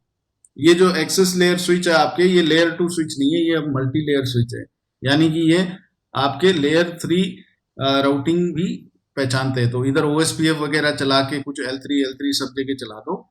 L2 जो है वो आपका यहीं तक आएगा ट्रैफिक, इन स्विचेस से आगे पूरा L3 ट्रैफिक जाएगा। तो L3 में क्या होता है, generally layer 3 is always better. क्यों बेटर है, क्योंकि लेयर 3 में अगर एक सोर्स से दूसरे सोर्स के बीच में अगर एक से ज्यादा रास्ते हैं तो क्या करता है लेयर 3 में होता है लोड बैलेंसिंग, और लेयर 2 में हो जाता है लिंक ब्लॉक।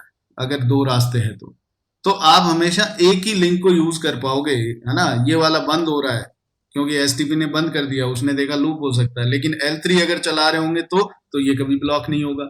इस लिंक पे क्या करेगा, वो लोड बैलेंस करेगा इधर और इसको, दोनों को यूज करेगा।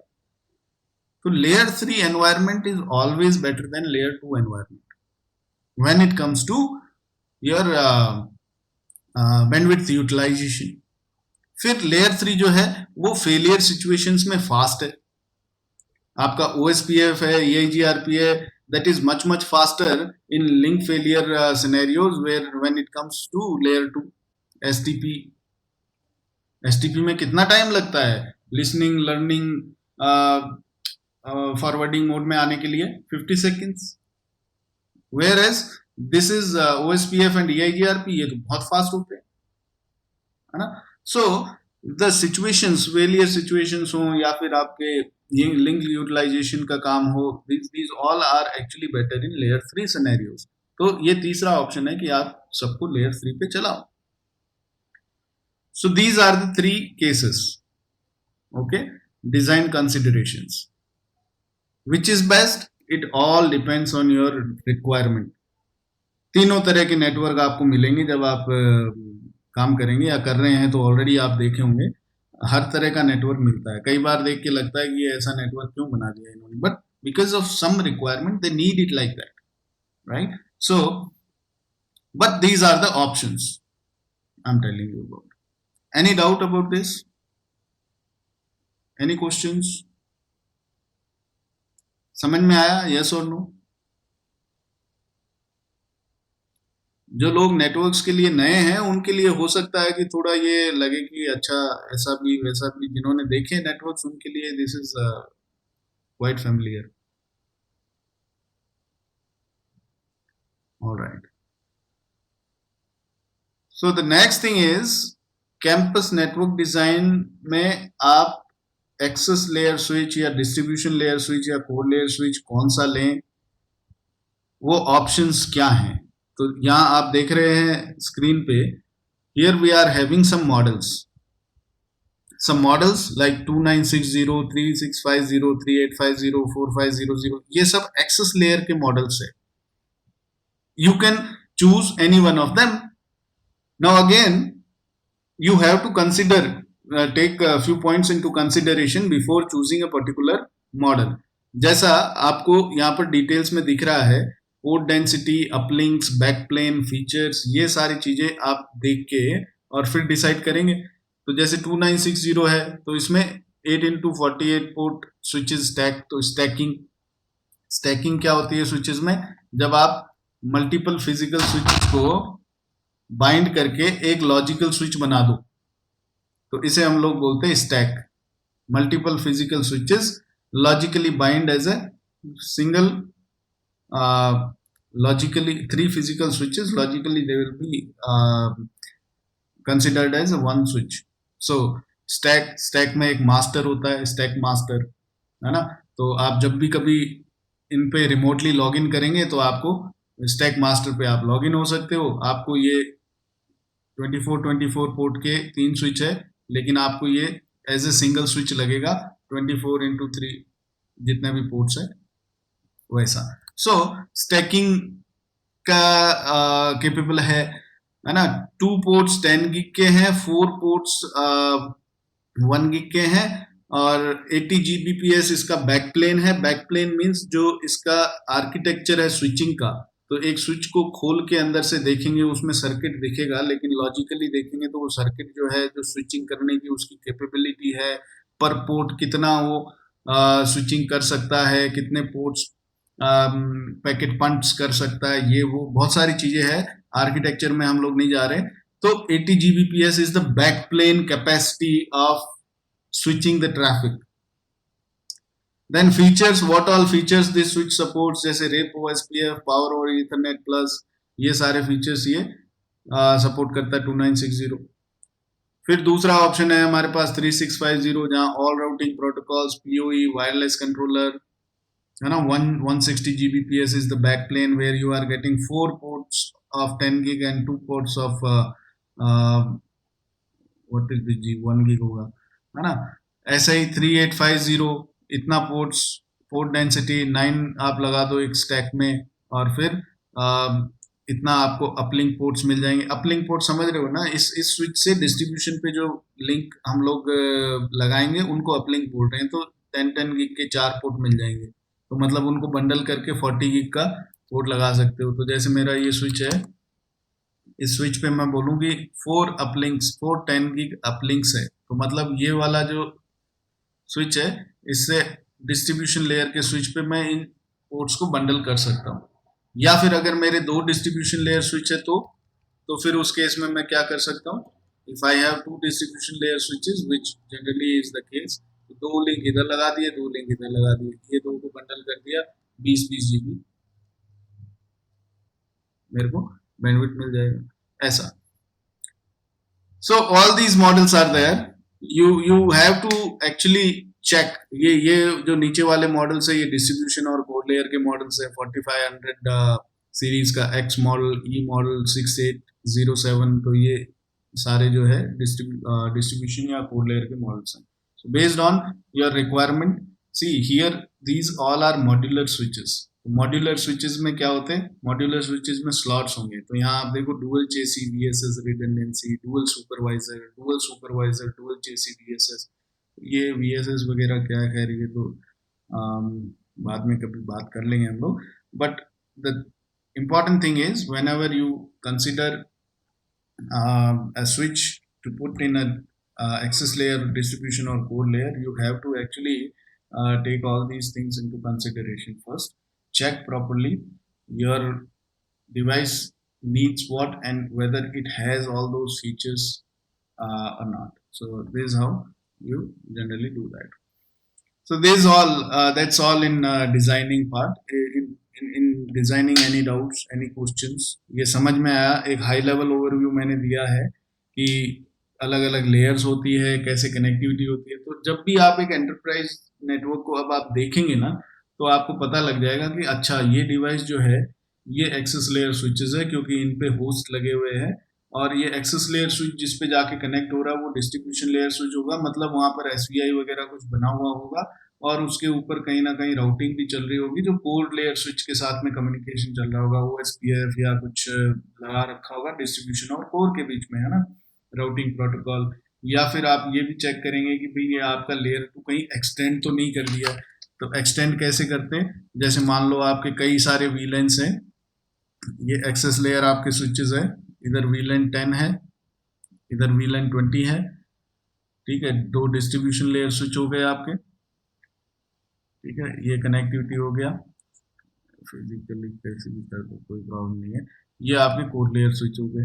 तो अब क्या हुआ, आपने वीलन 10 के लिए, वीलन 10 के लिए आपने एसवीआई बना दिया इधर, ठीक है, एक एसवीआई बना दिया फॉर वीलन 10। तो आपका गेटवे जो है वो यहाँ है, लेकिन वीलन 20 के लिए आपने एसवीआई कहाँ बना रखा, कोर पे। ऐसा करते नहीं है, पर मैं आपको एक केस बता रहा हूँ। एसवीआई बना दिया वीलन 20 के लिए, तो गेटवे अब आपका ये कोर लेयर स्विचेस है gateway for VLAN 20, where as for VLAN 10 this is your sorry this is your gateway. तो वीलन 20 को हमने एक्सटेंड कर दिया कोर लेयर पर, कहने का मतलब ये है। तो अब क्या होगा, अब आपके फिर कई सारे सवाल आएंगे जो लोग काम कर रहे हैं कि ये वाले जो पोर्ट है ये जनरली फिर लेयर 2 अगर एक्सटेंड कर रहे हैं तो ये ट्रंक पोर्ट बनने चाहिए, और अगर लेयर 3 चला रखा है इनके बीच में तो ये L3 लिंक होने चाहिए। तो दोनों कैसे चलेंगे, L3B और L2B? तो फिर मैं कहूंगा generally it is not an ideal design, but still if you are having such scenarios then what you have to do is, आपको ये जो वीलन है इसको एक्सटेंड करने के लिए ट्रंक लिंक कहीं ना कहीं तो आपको डालना पड़ेगा, ठीक है। हो सकता है आप ट्रंक लिंक्स के ऊपर, इनको आप ट्रंक लिंक रहने दो, और ट्रंक लिंक के ऊपर आप इन दोनों को OSPF चला दो, नेबर बना दो, किसके थ्रू, SVI टू SVI, ठीक है। SVI टू SVI कैसे OSPF नेबर बनेंगे, नहीं बनेंगे। आप BGP चला दो अगर आपका ऐसा रिक्वायरमेंट है, वहां तो बन जाएगा, क्योंकि OSPF में तो आपके डायरेक्ट ये पोर्ट पे जब IP डालोगे तब ये नेबर बनेंगे, लूप बैक के थ्रू तो नहीं बनते OSPF में नेबर, वैसे ही SVI के थ्रू कैसे बनेंगे नेबर, है ना।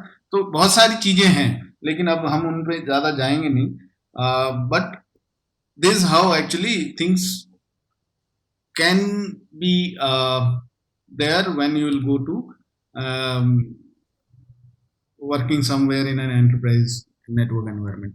तो लेयर 2 एक्सटेंड भी कर सकते हैं कोर लेयर तक, है ना, हो सकता है कोर डिस्ट्रीब्यूशन तक ही है आपका L2, उसके आगे प्योरली L3 चला रहे हो आप, so some this sort of cases you may find।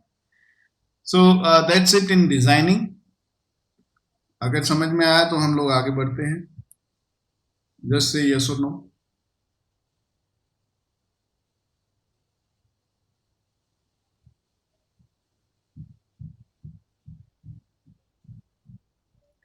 All right, great। So the next topic is a very small topic I am taking। जो VLANs हम लोग पढ़े थे हमारे पिछले क्लास में, तो VLANs के बारे में थोड़ा सा आपको बताना चाहूँगा कि let me draw a diagram। I have two switches, some hosts are connected here। So these links are access links, these ports are access ports, and switch to switch हम लोग क्या बनाते हैं, ट्रंक पोर्ट, ठीक है।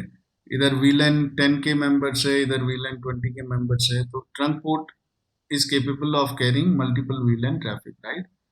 तो ये जो ट्रंक पोर्ट या एक्सेस पोर्ट हम लोग बनाते हैं, तो इसके लिए हमारे पास में कमांड क्या होती है, आप स्विच पे जाएंगे इंटरफेस पे, जैसे ये है इंटरफेस F0/1, ये है F0/2, तो इंटरफेस पे जाएंगे F0/1,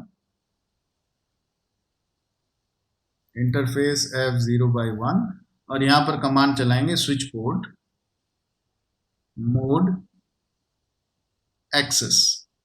तो ये आपका जो पोर्ट है ये एक्सेस पोर्ट बन जाएगा। अब इसको किसी VLAN में भी डालना है, तो कमांड क्या चलाओगे, स्विच पोर्ट एक्सेस VLAN 10। तो जब तक मैं इसको VLAN 10 में नहीं डाला तब तक ये पोर्ट किसी VLAN में था क्या, और अगर था तो कौन सी VLAN में था। I need an answer quickly. Sir default VLAN में था सर। कौन सी होती है डिफॉल्ट विलेन? जो मैनुअली बनी हुई होती है स्विच पे, मतलब डिफॉल्ट बाय डिफॉल्ट बनी हुई है। बाय डिफॉल्ट तो कई सारी विलेन बनी रहती है एक स्विच में, तो उनमें से कौन सी विलेन में रहेगा वो? Villain 1, very good. हाँ। विलेन 1 जो है बाय डिफॉल्ट आपके स्विच के सारे पोर्ट्स विलेन 1 में ही रहते हैं, जो एक्सेस पोर्ट्स होते हैं, ध्यान रखना। So okay sir. so VLAN 1 is a default VLAN as Om Prakash said. So default VLAN है, ऑलरेडी रहती है, आप इसको हटा नहीं सकते, और जितना भी आपके एक्सेस पोर्ट्स है वो सब VLAN 1 में रहते हैं तब तक जब तक कि आप स्पेसिफिकली उनको किसी और VLAN में ना डाल दो। ऑलराइट, अगर आपको ट्रंक पोर्ट बनाना है तो यहीं पे कमांड आपको क्या चलानी है, F0/2 पे जाके switch port mode trunk, very simple, और फिर आप उस पे एक कमांड चला सकते हो। पहली command switch port mode trunk, and second command will be switch port, this is optional command, switch port trunk allowed VLAN। कौन कौन से VLAN अलाउ करने हैं, तो मैंने अलाउ कर दिए 10 and 20। तो मतलब अब इस ट्रंक पोर्ट पे, ये जो पोर्ट है इसको ट्रंक पोर्ट बना दिया और इस पे सिर्फ VLAN 10 और 20 का ट्रैफिक चलेगा। तो हम लोगों ने स्पेसिफिकली बता दिया, अगर मान लो कोई VLAN 30 का यूजर इधर है तो अभी उसका ट्रैफिक इस ट्रंक पे नहीं अलाउड है, तो आपको क्या करना पड़ेगा, आपको VLAN 30 भी इधर ऐड करनी पड़ेगी, अलाउड VLAN की लिस्ट में उसे भी ऐड करना पड़ेगा, ठीक है ना। So this how we can define an access port and a trunk port. Now the question is, जब मैं किसी पोर्ट को हार्ड कोड नहीं कर रहा कि भैया आप एक्सेस पोर्ट बनो या ट्रंक पोर्ट बनो, यहां पर एक और मोड होता है, डायनामिक मोड। एक मोड है स्टैटिक एक्सेस मोड, एक है ट्रंक मोड, और तीसरा मोड है डायनामिक मोड। तो ये डायनामिक मोड क्या है कि मैं नहीं बता रहा तुझे एक्सेस बनना है या ट्रंक, तू खुद पता लगा ले, अपने आप डिसाइड कर ले। अगर तेरे को सामने की साइड में कोई स्विच मिल रहा है तो तू अपने आप ट्रंक बन जा, अगर तेरे को कोई एंड होस्ट मिल रहा है तो तू एक्सेस बन जा। So this mode is called dynamic mode. तो डायनामिक मोड जो है उसमें फर्दर दो मोड होते हैं, एक होता है डायनामिक ऑटो और एक होता है dynamic desirable.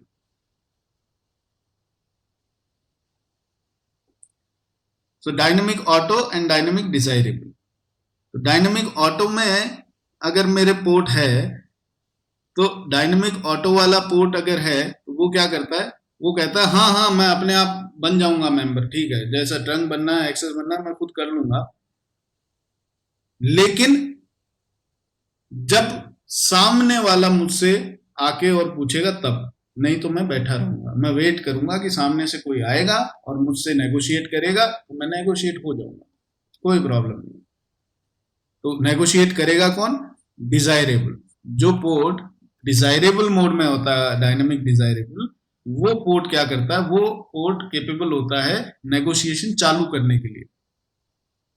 Dynamic desirable port can initiate the negotiation, it can start sending the negotiation packets कि अच्छा अच्छा ठीक है भैया, डायनामिक डिजायरेबल हूँ, क्या हाल है, ट्रंक बनना है, तो वो सामने से ऑटो मोड पे है, वो कहता है हाँ हाँ अच्छा चलो किसी ने पूछ लिया तो करते हैं नेगोशिएशन। अगर मैं ये दोनों ही पोर्ट्स को, स्विचेस के ये पोर्ट को भी, ये पोर्ट और ये पोर्ट, दोनों पोर्ट्स को अगर मैं डायनामिक ऑटो रखूंगा तो क्या नेगोशिएशन होगा, नहीं होगा। वो दोनों वेट करेंगे कि कोई आएगा पूछेगा तब नेगोशिएट होंगे। अब जब दोनों ही वेट ही कर रहे हैं तो फिर पूछने वाला कोई है नहीं, तो वो नेगोशिएट नहीं होगा।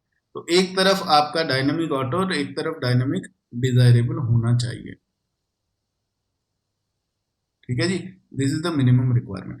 नाउ ये नेगोशिएशन जो करवाता है इन दोनों के बीच में डायनामिकली, उधर एक प्रोटोकॉल यूज करते हैं ये लोग, DTP, डायनामिक ट्रंकिंग प्रोटोकॉल।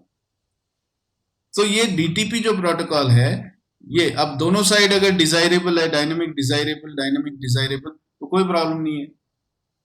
दोनों में से कोई भी पहले जो पैकेट भेजेगा, दोनों both are capable to start negotiation, and whoever does it first, the other one will do the negotiation with him. So DTP is the protocol. Now this dynamic mode is a very dangerous mode, and we don't recommend, Cisco never recommend to keep any port in a dynamic mode. Either define it as an access port or as a trunk port, or shut it down अगर use में नहीं आ रहा है तो उसको open रख के dynamic mode में मत रहने दो।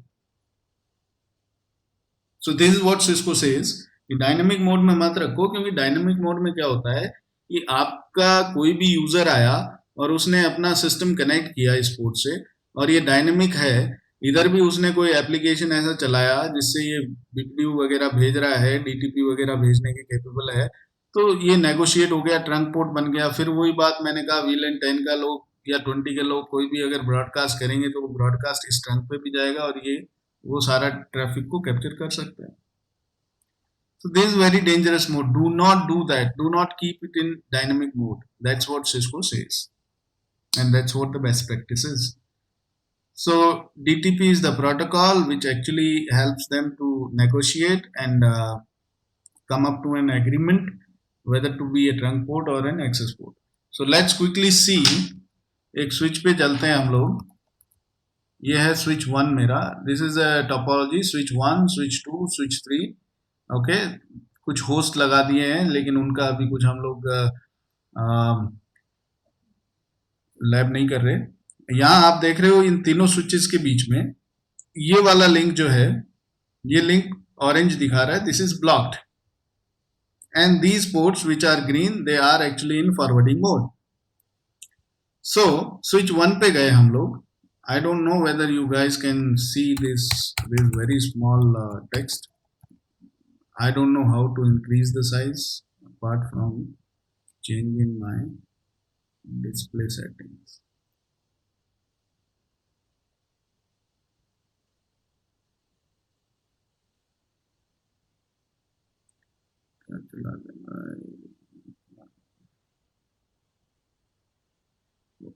Oops, no.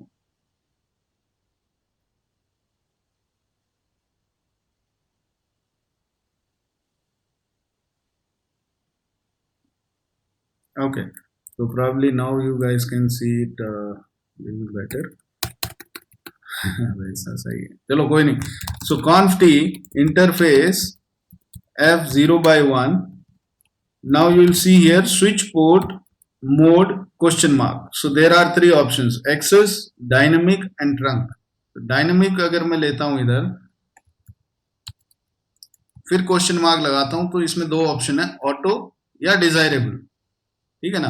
तो मैं चाहता हूं नहीं यार, ये डायनेमिक जो है ना, ये बंद कर दूं इस पोर्ट पे। तो switch port no negotiate is the command. Once you will give this command, the DTP will turn off on this particular port. DTP काम करना बंद कर देगा, वो दोनों डायनेमिकली नेगोशिएट नहीं हो पाएंगे। ठीक है जी।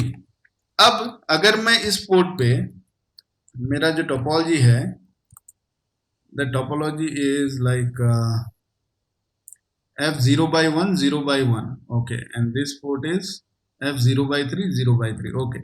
So F0/1 पे मैं हूं और मैं इस पे कमांड लगाऊं switch port mode dynamic desirable. मैंने इसे डायनेमिक डिजायरेबल बना दिया स्विच के इस पोर्ट को। अभी देखो ये ऑरेंज चला गया, क्यों चला गया? ये लिसनिंग, लर्निंग, फॉरवर्डिंग मोड में टू, आप यहां देखेंगे शो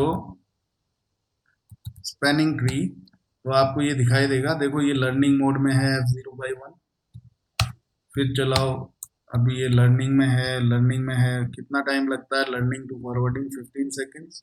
तो आई एम कंटिन्यूसली गिविंग। हाँ, अभी ये फॉरवर्डिंग मोड में आ गया।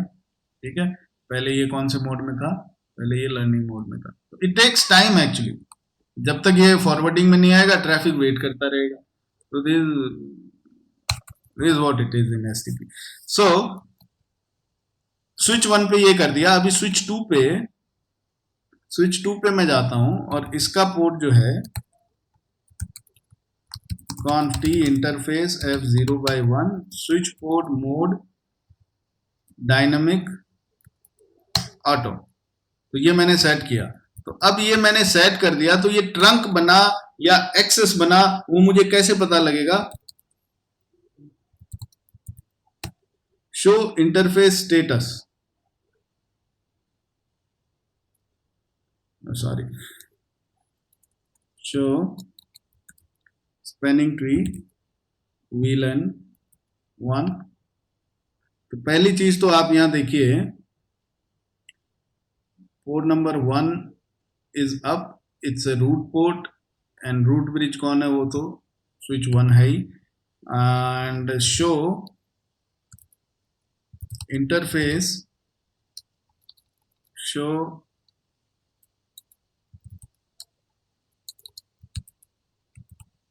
Interface f0/1। क्या करेगा? Show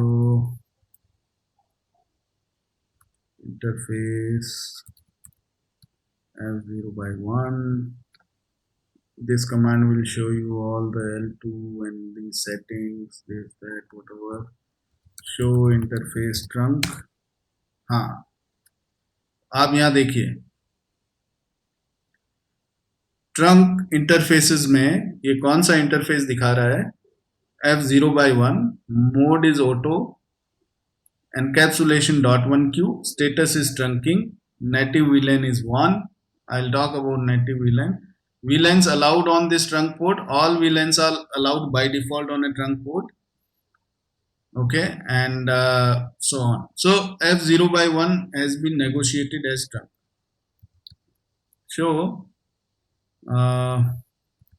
interface and switch port, enter।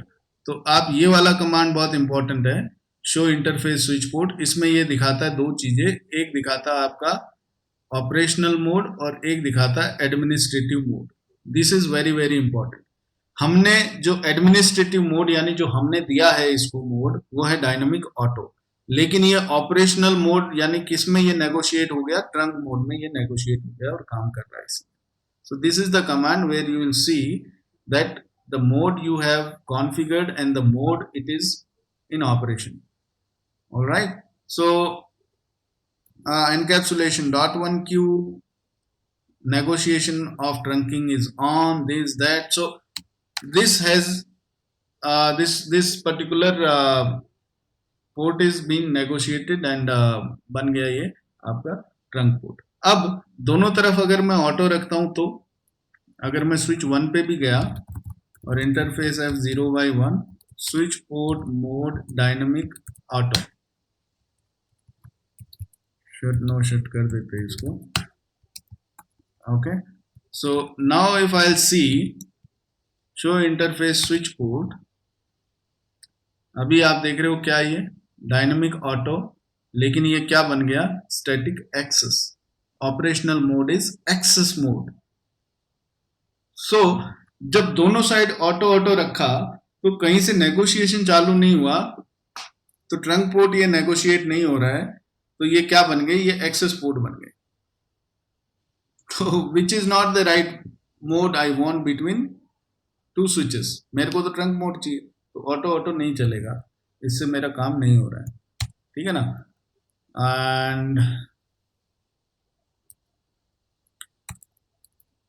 And what all combinations we can have. एक साइड अगर मैं डायनामिक रखूं, एक साइड में ट्रंक लगा दूं, तो क्या होगा?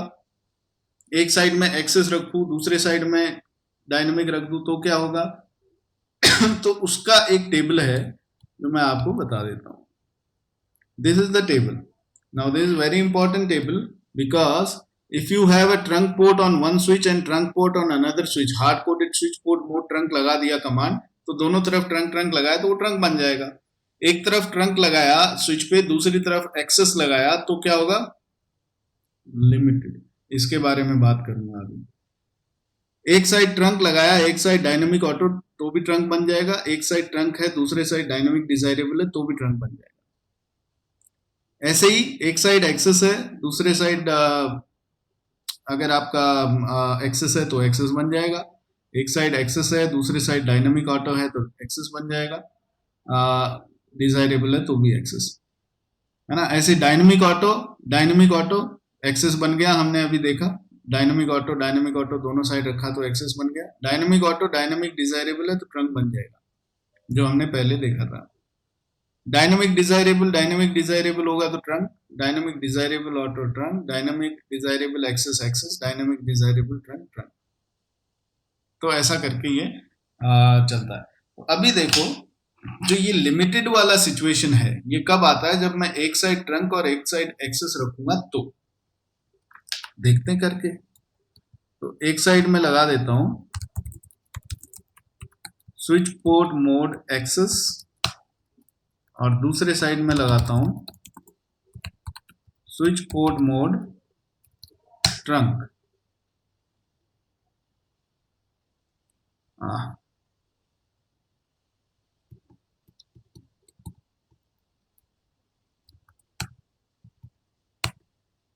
Command trunk encapsulation is auto.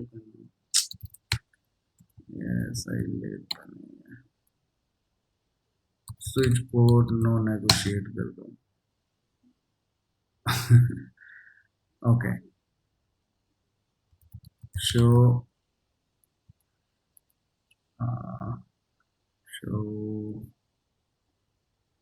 interface switch port। ये ऑलरेडी क्या बना हुआ है, dynamic auto. Okay, conf t interface as 0/1 switch port mode auto can not. अच्छा, switch port trunk encapsulation .1q switch port mode trunk, ठीक है। ये कुछ मैसेज मुझे दे रहा था, an interface whose trunk encapsulation is auto can not be configure trunk mode. तो हमने क्या किया, एनकैप्सुलेशन .1q लगा के और फिर इसको ट्रंक मोड पे डाल दिया, ठीक है। तो ये आपको कमांड लगाना पड़ेगा तभी वो ट्रंक मोड में आ रहा है, ठीक है। कोई बात नहीं, एक तरफ मैंने ट्रंक बना दिया। अच्छा, इंटरफेस को अप नहीं किया है, no shutdown. Now they are negotiating. ये ऑरेंज जो है ये ग्रीन आना चाहिए। So let's see actually what they are negotiating. Green आ जाएगा, वो तो ट्रैफिक डेटा के लिए है, इनके बीच का कम्युनिकेशन नेगोशिएशन वो सब पहले ही हो जाएगा। तो show interface switch port F0/1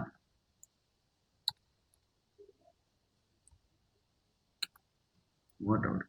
So you'll see here F0/1 access है और ये क्या बन गया जी, एक्सेस, देख रहे। और दूसरी तरफ मैंने लगाया था trunk, show interface switch port, इधर मैंने ट्रंक लगाया था और ये इधर बन गया ट्रंक। तो एक साइड ट्रंक है, एक साइड एक्सेस है। जब मैं यहां कमांड लगाता हूं show interface show interface trunk, तो ये बताएगा F0/1 जो है वो ट्रंकिंग स्टेटस में क्या दिखा रहा है, it's a trunking port and valence allowed is from 1 to 1005, है ना। ये सारे वीलेंस अलाउड हैं। अभी इस पे आते हैं, शो इंटरफेस ट्रंक, तो ये दिखा रहा है, अच्छा ये दिखाई नहीं रहा है कि कोई ट्रंक है, so there is no trunk interface on this. Show interface switch port, क्योंकि ये स्टैटिक एक्सेस में है और ये एक्सेस पोर्ट बन गया, trunking is off, negotiation of trunking is off and show run interface F0/1। No negotiate लगा रखा है ना मैंने, हाँ तो ठीक है, कोई प्रॉब्लम नहीं।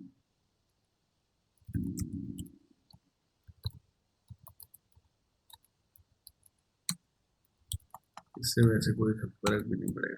तो मैं जो बताना चाह रहा हूं ना लिमिटेड वाला, वो लिमिटेड वाला जो है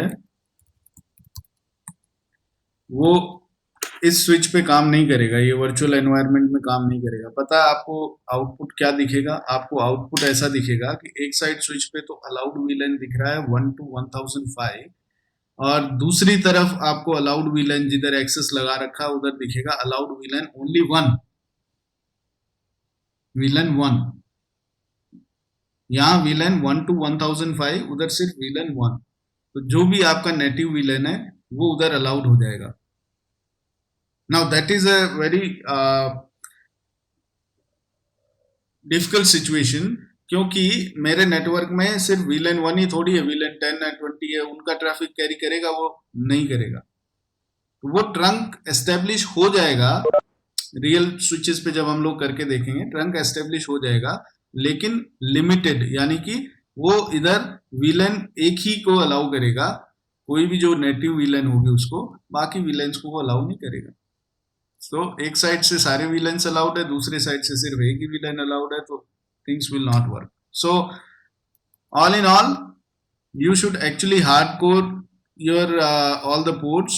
ट्रंक है तो ट्रंक बना दो, एक्सेस है तो एक्सेस मोड में डाल दो, डायनामिक में मत रखो।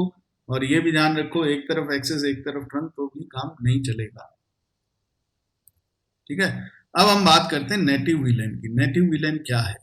नेटिव VLAN जो है आपके स्विच पे, by default VLAN 1 is native VLAN, and this native VLAN is for what? अगर मेरे पास में ये स्विच है और ये स्विच है, इनके बीच में ये लिंक लगाया, इधर मेरे पास में VLAN 10 और 20 का यूजर्स है, इधर भी मेरे पास में VLAN 10 और 20 के यूजर्स है। तो ये ट्रंक पोर्ट है, तो ये ट्रंक पोर्ट से VLAN 10 और 20 दोनों का ट्रैफिक कैरी होगा। और जब कभी इधर से ट्रैफिक जाएगा, लेट्स से VLAN 10 के यूजर ने ट्रैफिक भेजा, तो इस पोर्ट पे क्या होगा? इस पोर्ट पे .1q टैग लगेगा। वो टैग क्या होगा? आपके डेटा के साथ में VLAN ID, और VLAN ID में क्या आ जाएगा? VLAN 10, कि भैया ये VLAN 10 का ट्रैफिक है। तो VLAN 10 का ट्रैफिक इधर जैसे ही स्विच के पास पहुंचेगा, वो समझ जाएगा टैग को देख के कि ये VLAN 10 का ट्रैफिक है, तो मैं VLAN 10 के ही यूजर्स को भेजूंगा, 20 वालों को नहीं भेजूंगा। अगर ब्रॉडकास्ट है तो सब 10 वालों को भेज देगा, अगर यूनिकास्ट है तो वो 10 वाले यूजर को चेक करेगा डेस्टिनेशन में क्या है। Now a situation comes, okay, a situation comes where we have a hub connected here. ये स्विच है, स्विच से हब कनेक्ट हो गया, हब से फिर आगे ये स्विच कनेक्ट हो गया, इस हब से कुछ यूजर्स कनेक्टेड है। अब ये जो हब के साथ में यूजर्स है, तो हब में तो मैं VLAN नहीं बना सकता, हब में तो VLAN नहीं बना सकता ना मैं। तो यहां से जो भी ट्रैफिक जाएगा यूजर का, वो ट्रैफिक जब हब से निकलेगा और इस स्विच के ट्रंक पोर्ट पे आएगा, this is still a trunk port, okay. तो जब इस पोर्ट पे आएगा तो वो किस VLAN का टैग लेके आएगा? जब यहां से ट्रैफिक निकला यूजर का, जो हब के साथ में कनेक्टेड है, और वो जो ट्रैफिक इस स्विच के पोर्ट पे आया, तो वो पोर्ट पे आया, उसने चेक किया मेरे ट्रंक पोर्ट पे ट्रैफिक आया है, ट्रंक पोर्ट पे ट्रैफिक आया है तो डेटा के साथ में कुछ VLAN ID लेकर आया होगा, लेकिन VLAN ID तो एक्चुअली स्विच अपने ट्रंक पोर्ट पे लगा के भेज रहा था इधर वाला, पर हब जो है वो तो टैगिंग करता नहीं है ना, उसमें VLAN बनती है। तो हब जो है वो बिना टैग किए ट्रैफिक भेजा है इस पोर्ट पे, बिना इस VLAN ID के ट्रैफिक आया। तो अब ये स्विच क्या सोचेगा? ये सोचेगा अरे ये कौन से VLAN पे भेजूं, ये यूनिकास्ट है, और लेकिन इसने बताया नहीं कौन से VLAN में है, तो भैया बिना टैग के तो एंटरटेन नहीं करते हम। तो क्या करेगा? ये अनटैग्ड फ्रेम्स को डिस्कार्ड कर देगा, स्विच विल डिस्कार्ड इट। अब मैं चाहता हूं कि नहीं यार, डिस्कार्ड क्यों करे? अभी ये यूजर है, ये VLAN 10 में है सारे यूजर मेरे, हब में नहीं बना सकता, पर मुझे इनको VLAN 10 में रखना है। तो मैं क्या करता हूं? मैं कहता हूं ठीक है, एक काम करो, हमारे स्विचेस में नेटिव VLAN जो है, नेटिव VLAN बना दो VLAN 10 को, नेटिव VLAN इज VLAN 10। तो अब क्या होगा? अब जो भी ट्रैफिक ये हब के यूजर से आ रहा है जो बिना टैग हुए, तो जो अनटैग्ड ट्रैफिक आता है उसको स्विच क्या करता है? उसको हमेशा नेटिव VLAN पे फॉरवर्ड कर देगा, यानी VLAN 10। बाय डिफॉल्ट VLAN 1 होती है, तो स्विच क्या करेगा, स्विच डिस्कार्ड नहीं करेगा, वो पुरानी वाली बात भूल जाओ, स्विच डिस्कार्ड नहीं करेगा, उसको VLAN 1 में भेजेगा। तो अभी VLAN 1 को हटा के मैंने VLAN 10 को नेटिव VLAN बना दिया, तो वो स्विच जो है अब अनटैग्ड फ्रेम्स को VLAN 10 में भेज देगा और कम्युनिकेशन हो जाएगा कैसे भी करके। और आपके स्विच के पोर्ट पे एक तरफ नेटिव VLAN 10 हो, दूसरी तरफ नेटिव VLAN कुछ और हो, ये मंजूर नहीं है। नेटिव VLAN सेम होना चाहिए आपके स्विचिंग एनवायरनमेंट, क्योंकि नेटिव VLAN खाली इस यूज केस जो हमने डिस्कस किया है कि बीच में हब हो और उस हब से कोई ट्रैफिक आ रहा है तो वो बिना टैग हुए आएगा, और उस बिना टैग हुए ट्रैफिक को कहां भेजूं, तो वो स्विच नेटिव VLAN में डालता है, तो नेटिव VLAN आप बना दो। लेकिन अब सिर्फ इसी काम के लिए नहीं होता है नेटिव VLAN, ये जो स्विचेस के बीच में कम्युनिकेशन होता है ना, जैसे CDP, जैसे DTP, जैसे स्पैनिंग ट्री वाले BPDUs, ये सब नेटिव VLAN पे ही कम्युनिकेशन चलता है इनका। स्विचेस का जो कम्युनिकेशन है ये इन प्रोटोकॉल्स के थ्रू, ये सब नेटिव VLAN पे ही आता ट्रैफिक। तो नेटिव VLAN वैसे भी बाय डिफॉल्ट VLAN 1 जो होती है ना, उसको ये बोला गया कि इसको चेंज करो, Cisco recommends that do not keep native VLAN as VLAN 1। By default वही होती है, पर उसको मत रखो। Cisco says that native VLAN को चेंज करो, क्योंकि इस पे बहुत इंपॉर्टेंट ट्रैफिक चल रहा है और वो इंपॉर्टेंट ट्रैफिक जो है ना, वो कंप्रोमाइज नहीं होना चाहिए। Make a VLAN, any VLAN 999 and make it native VLAN। तो this is what native VLAN is used for. So whatever VLAN you are keeping, and also untagged मत रखो। नेटिव VLAN का जो ट्रैफिक है उसको टैग नहीं करता है बाय डिफॉल्ट स्विच, तो आप स्विच के इस पोर्ट पे जाके कमांड चला दो जिससे ये बता दो कि भैया नेटिव VLAN को भी टैग करना है तुम्हें। तो स्विच पे जाओ, स्विच पे ग्लोबल मोड में जाओ, VLAN 10, यहाँ पे कमांड स्पैनिंग ट्री VLAN 10, यहाँ भी कमांड, इस पे कमांड ही नहीं है, ये पता नहीं क्या है, so leave it. I'll tell you the command है क्या होती है। तो नेटिव VLAN को चेंज कर दो, that's it, right? So don't keep native VLAN as VLAN 1, change it to some other VLAN, and also tell your trunk ports to tag the packets so that whatever packets which are coming out between like DTP है ना, कोई भी ऐसा जो protocol है जो native VLAN पे चलता है, तो उनको टैग करके भेजिए नेटिव VLAN, क्योंकि हब वगैरह तो हम लोग वैसे भी यूज करते नहीं है। तो ये यूज केस जो है वो आपको समझाने के लिए था, but in ideal enterprise network this will not be the case. So just keep the tagging on for your native VLAN also for security reasons. All right, so that's it in today's session. If in case you have any doubts, you can ask me, or here we can end this session today.